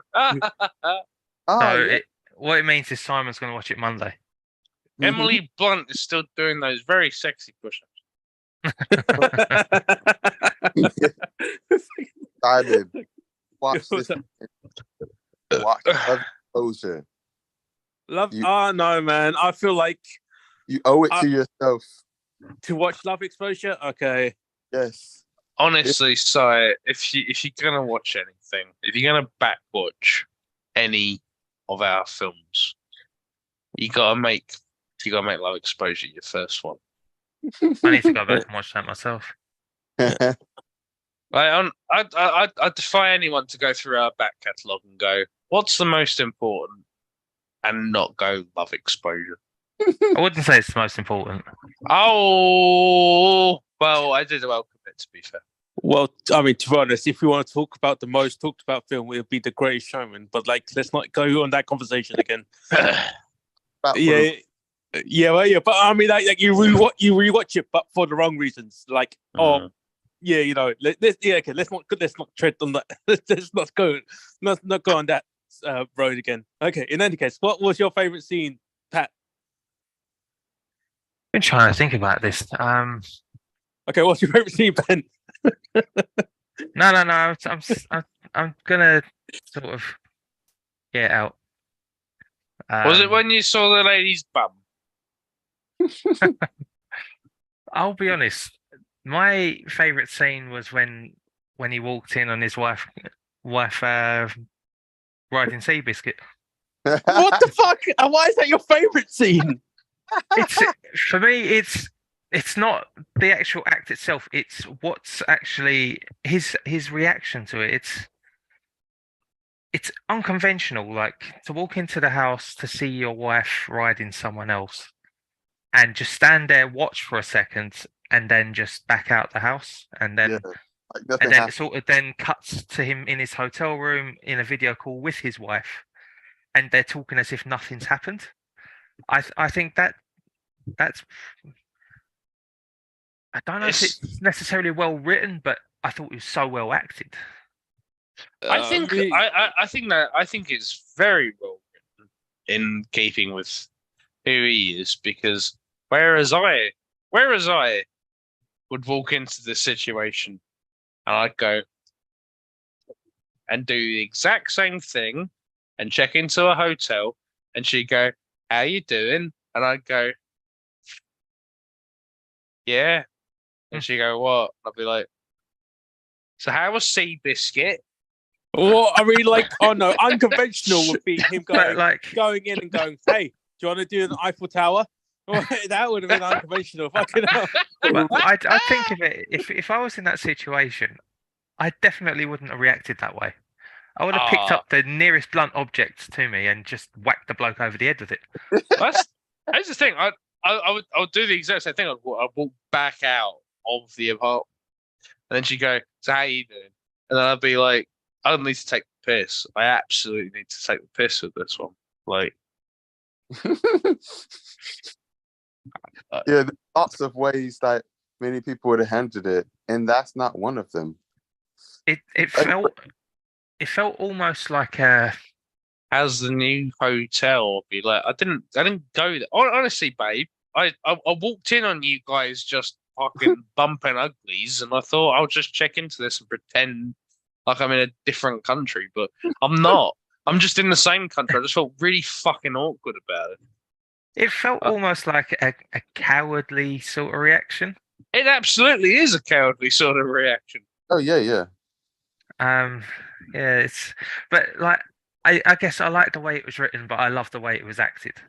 And I think that's why I probably like that scene the most. Like that opening 30, 40 minutes, I thought it set the scene for a film that I thought it was going to be at first. And then obviously where she died at the end of that sort of sequence, it then just took a massive halt to where it was going and then turned down a different road. Yeah. But I did think that sort of opening half an hour was an eye opener. This brings us to another point, actually, because as Ben pointed out, the credits for this film do not start until the 41-minute mark. Conventional, isn't it? And I think that is a good. I'm perfectly happy with that, because I think that is a nice cutoff for all the exposition you need for the rest of the story. But I realized that we had some other opinions. So, Ben, why did you hate this creative choice? Just before you come in, Ben, just to add to that whole scene, the author was fine with all the changes as well. He said he was really happy with like how the film turned out, but that puts how the whole start of the film was done, and obviously then we got our first kind of proper score music, and not just in the scene Beethoven, whatever classical music, whatever playing. Is in the book, we get to kind of see all that or read about all that right near the end,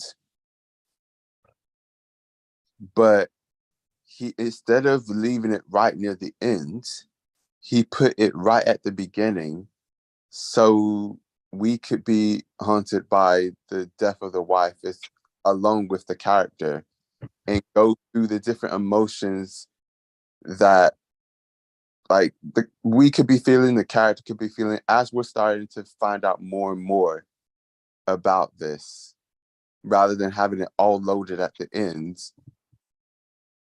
It's we get it at the beginning, and then we have that context to go into this longer slog of a processing and depression and everything he's feeling.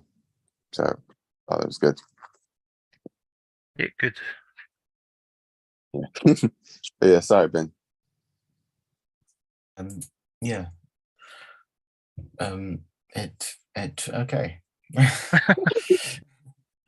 Honestly, I think as long as I would be to go, like, yeah, rewatch it.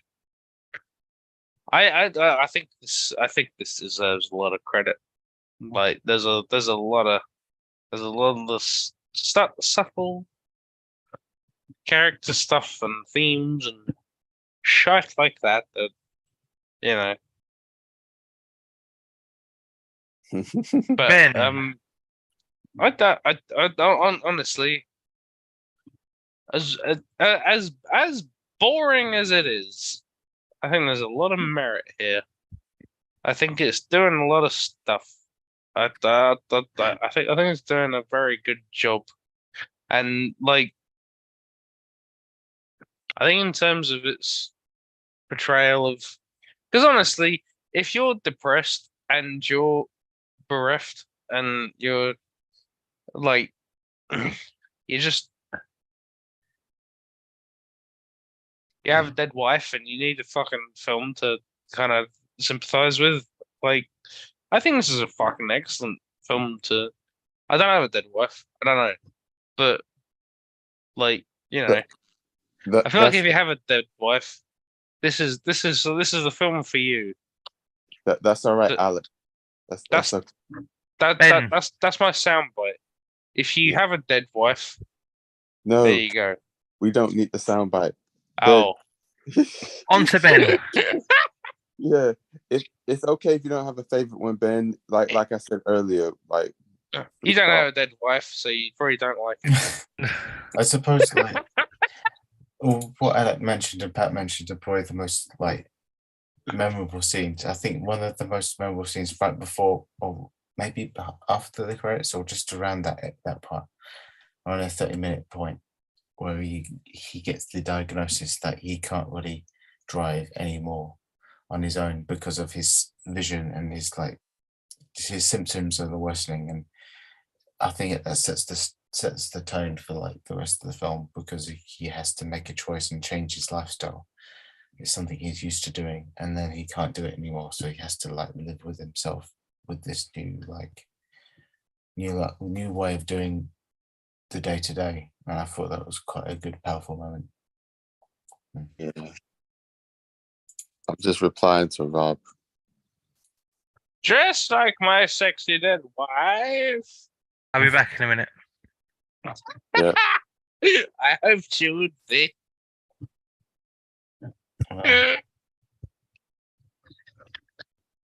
I think Rob has seen the film, but he's just like he wants to talk about it. Yeah, I know Rob has definitely seen it.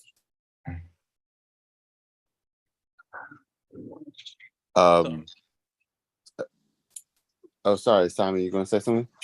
No, I was just thinking about this film, and like you talk about the dead wife and stuff. I was just thinking like would this film have like been worse if the genders or the roles were reversed?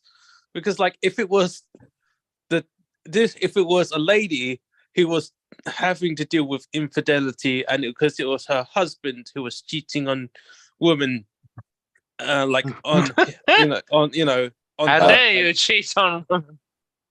I was It like, was,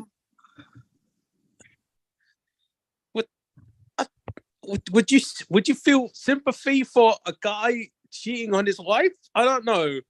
Or would you feel like No. it's like a messed up? It's I don't know the levels of. I thought you meant Yeah. we're following a no. lady. yeah, if it was a different gender roles, it would not have been the same at all. Yeah, it would have would, felt really different, right? yeah, Hold on a minute. Hang on. I'd have felt exactly the same if it was a lady. yeah, but this in the context of the film and also the audience, there's a lot of it would have to be done in a there's no world in a modern world, I say society, where you can switch the roles, and unless you have some abuse from the woman involved, so you actually paint her out to be a villain, is there a world where someone that could then really feel sympathy for the guy sleeping with other women, unless he was actually trapped and couldn't leave the relationship and she was abusing him or something? Like, you know what I mean, Simon? Yeah, I feel no. Okay, let me explain it this way, because we for the wife character, right? Because she went through a lot of messed up shit with what she did, right? But like especially with like her daughter with the kid dying and other stuff, right? And you know, with the previous stuff. But if reverse gender, if it was a guy, you know, the guy's kid died, and so what he does is he sleeps around with other women. You'll feel go, man, what a fucking scumbag, right? And it feels like it just popped into my head for a second. I was like, oh, Yeah. what you guys like? You wouldn't call douche. It would be the same thing with the douchebag, right? If the roles were reversed, you'd be go, it'll be the dead husband was the douchebag. I'm glad he's dead. It'll be like, but for this one, it's like, all right, the wife is still wanting, because the guy in this movie is like he misses his dead wife. Yeah. But if it was reversed, it would be the wife misses her dead cheating husband. I don't know. That sounds wrong. That's right. So it's like, that doesn't sound right. Yeah, it's true. Like, don't get me wrong. I still the way I felt about the woman. It's interesting how it kind of went throughout the film. When he caught her in the act, I was pissed. I was just like, what the? And when she died, I was just like, what I felt was, man, that sucks. He got no closure. That's what I thought.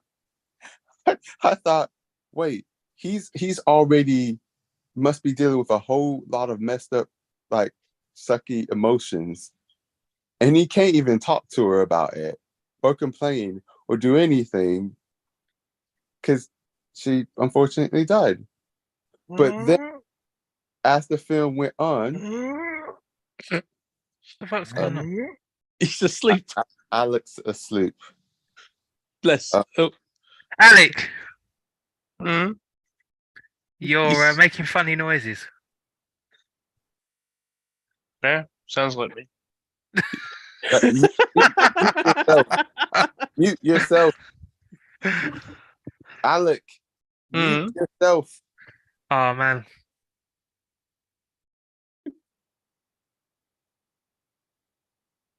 Yeah, mute. Thank you. Yeah. Thank you.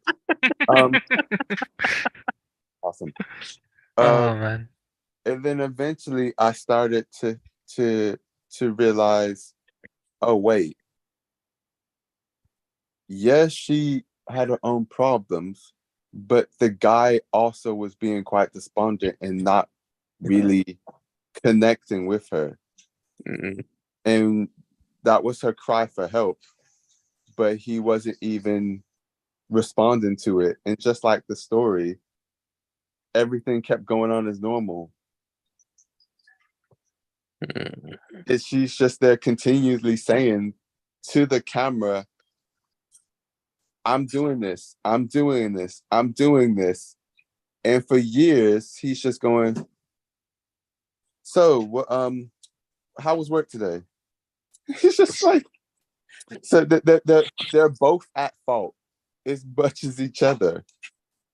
But since it started off as, since it was, I think, the woman doing it, it it it felt more like I feel like more people will give it time to consider all the kind of aspects, whether if it was a guy, I guess, yeah, more people would jump to conclusions. Yeah, that was just like a thing that popped in my head. I was like, oh right, yeah, the story would have been a lot different if that changed, you know? Yeah. Yeah. A random one. I see what you guys think. So the very last scene where the driver, let me actually just see her name. Oh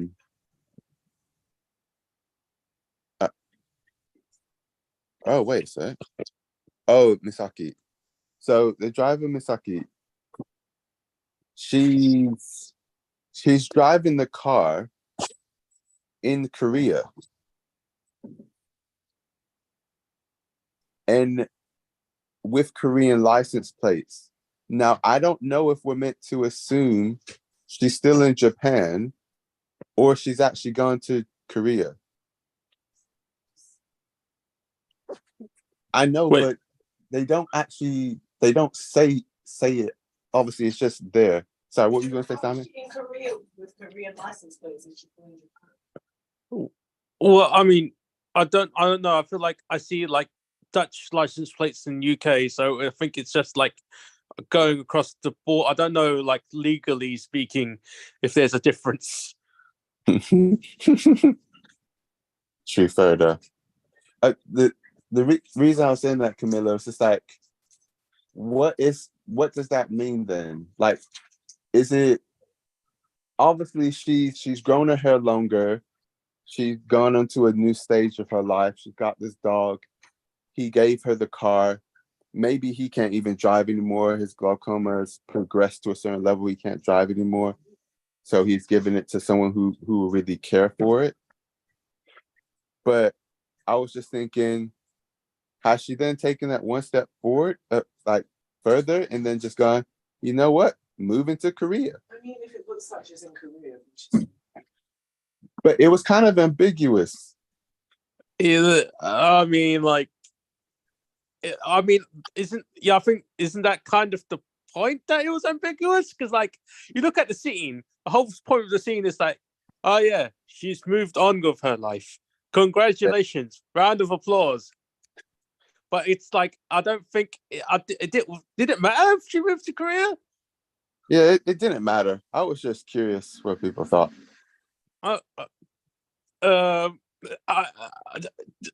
Yes, just to say yes. Yeah, sure.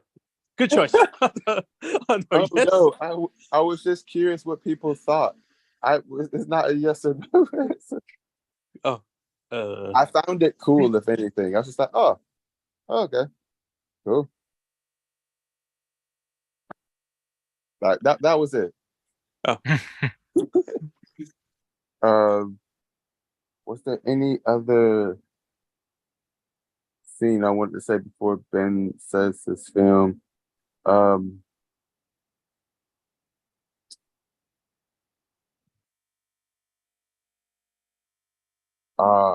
Sorry.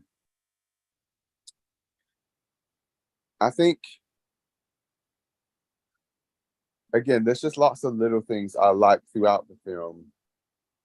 Even from how the lady who's in charge of the kind of festival acts, and the way she'll just be very pushy, but in a polite way. And even the scene where the guy gets arrested, or after the guy gets arrested, and the director's just like, must we talk about that now? It's just like, yeah, we still got a show. Like we need to do something about this. But can we just talk about that like something? It's like, no, we need to sort this out now. It's just like, uh it's there's lots of little things I like throughout the film. The part as well, one of the other things I quite like is when he asked her to take her a few different places around Hiroshima, and she takes him to the kind of the garbage processing facility. I was like, huh? Why taking her here? It's like, don't you think it looks like snow? And then she goes off. And there's different, you see different insights into the characters, into this lady. And obviously throughout it, we learned just how messed up of a childhood she had in different ways. Like she's still, it's only 5 years later, she's still dealing with stuff herself. They're both dealing with some heavy stuff. And those whole kind of scenes where they are helping each other to move past this point in their life. And even the moment where he's just like, look, here, have a smoke, like in the car, where even he doesn't smoke in the car. He's told her not to smoke in the car. But he's just like, nah, you need this, just smoke. And she's like, you sure? Yeah. And then they're both smoking. And when they both have their hands out the car, sunroof. And it's like a bond or solidarity in that. And it's just those wonderful kind of moments throughout the film. There's lots of moments like that where it's just like, just soak it in. It's just like, this is really great. But anyway, yeah, I didn't know what to expect, but yeah, I really appreciate it, how the film was crafted, and I get why it was given the praise it was. Yeah, it was very pretty too. Like you said, Ben. So, any other thoughts? Nah. Yeah, I was gonna say it's a bit, the film, as I said, is a bit long. It's a bit depressing, but I think I'll give it another go afterwards when I'm more awake, and I'll probably give it a better score. It seems like, actually, hearing you guys talk about it, I realized there's some things that kind of like skimmed, or like it passed by me. I was like, oh yeah, I got to double check that. I got to rewatch that scene, so I'll go rewatch this again and probably give it a better story score. Fair enough.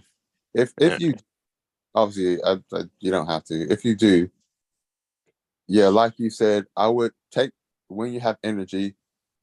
Well, that's a hard one, but when you have time, take your time with it, and I would say, do pause and just think about certain moments. This is a film that does it. It does value watching it, but like pausing at moments just to kind of think what has just happened or what has just been said, because sometimes that really does help you get more from it, or what they're trying to get you to get from it. Mhm. Because they are making you work. That's the thing about this. All right. Ben, what's your film? Yeah, before I fall asleep, I should tell you what my movie is.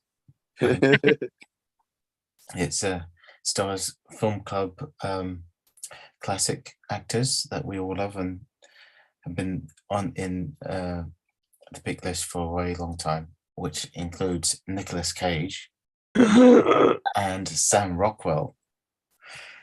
And they Right. star in Ridley Scott's Matchstick Men. Nice. Wait, is this the Playing one? on- Sorry.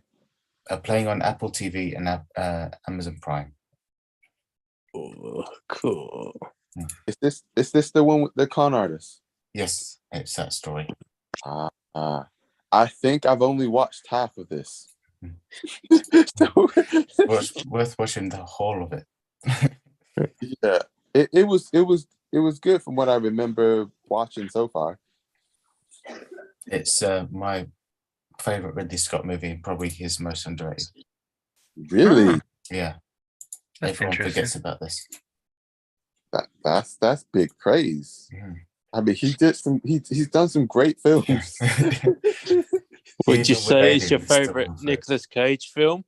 Oh, that's a good question as well. No, It's up there. It's in my top 5. it's he's a lot more composed in this than his other greats, where he's like Crazy Nick. Yeah, he's not Okay. insane in this one. He's very Okay. like mundane. I do really like this film, but there's other Nick Cage films I like more. Okay.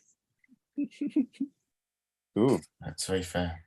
So yeah, match hey, man. y'all. Strike the match, guys. I Hey. might have one left in the drawer. Yeah. And thank you again for pushing through the film. It was worth it. Oh, man. I mean, yeah, we all liked it enough. So yeah, well done for picking it. Emil. Yeah, it was a good pick. Thanks. All right, take care. Yeah, I'm off now. I'll be All right. asleep soon. See you next week, guys. Have a good Yeah. night. See you later. Bye. Oh, Alec is in charge of the thing as Is well. he a charge again? Jesus Christ. I was originally, but I thought Rob might be coming back, but I wouldn't be paying attention enough to let him back in, so I gave it to Alec. Oh, fucking hell. All right. I mean, okay. I will. I mean, I guess we'll get someone to call him later. All right. But in any case, all right. Good talking to you. See you later. Yeah, see you later. Right?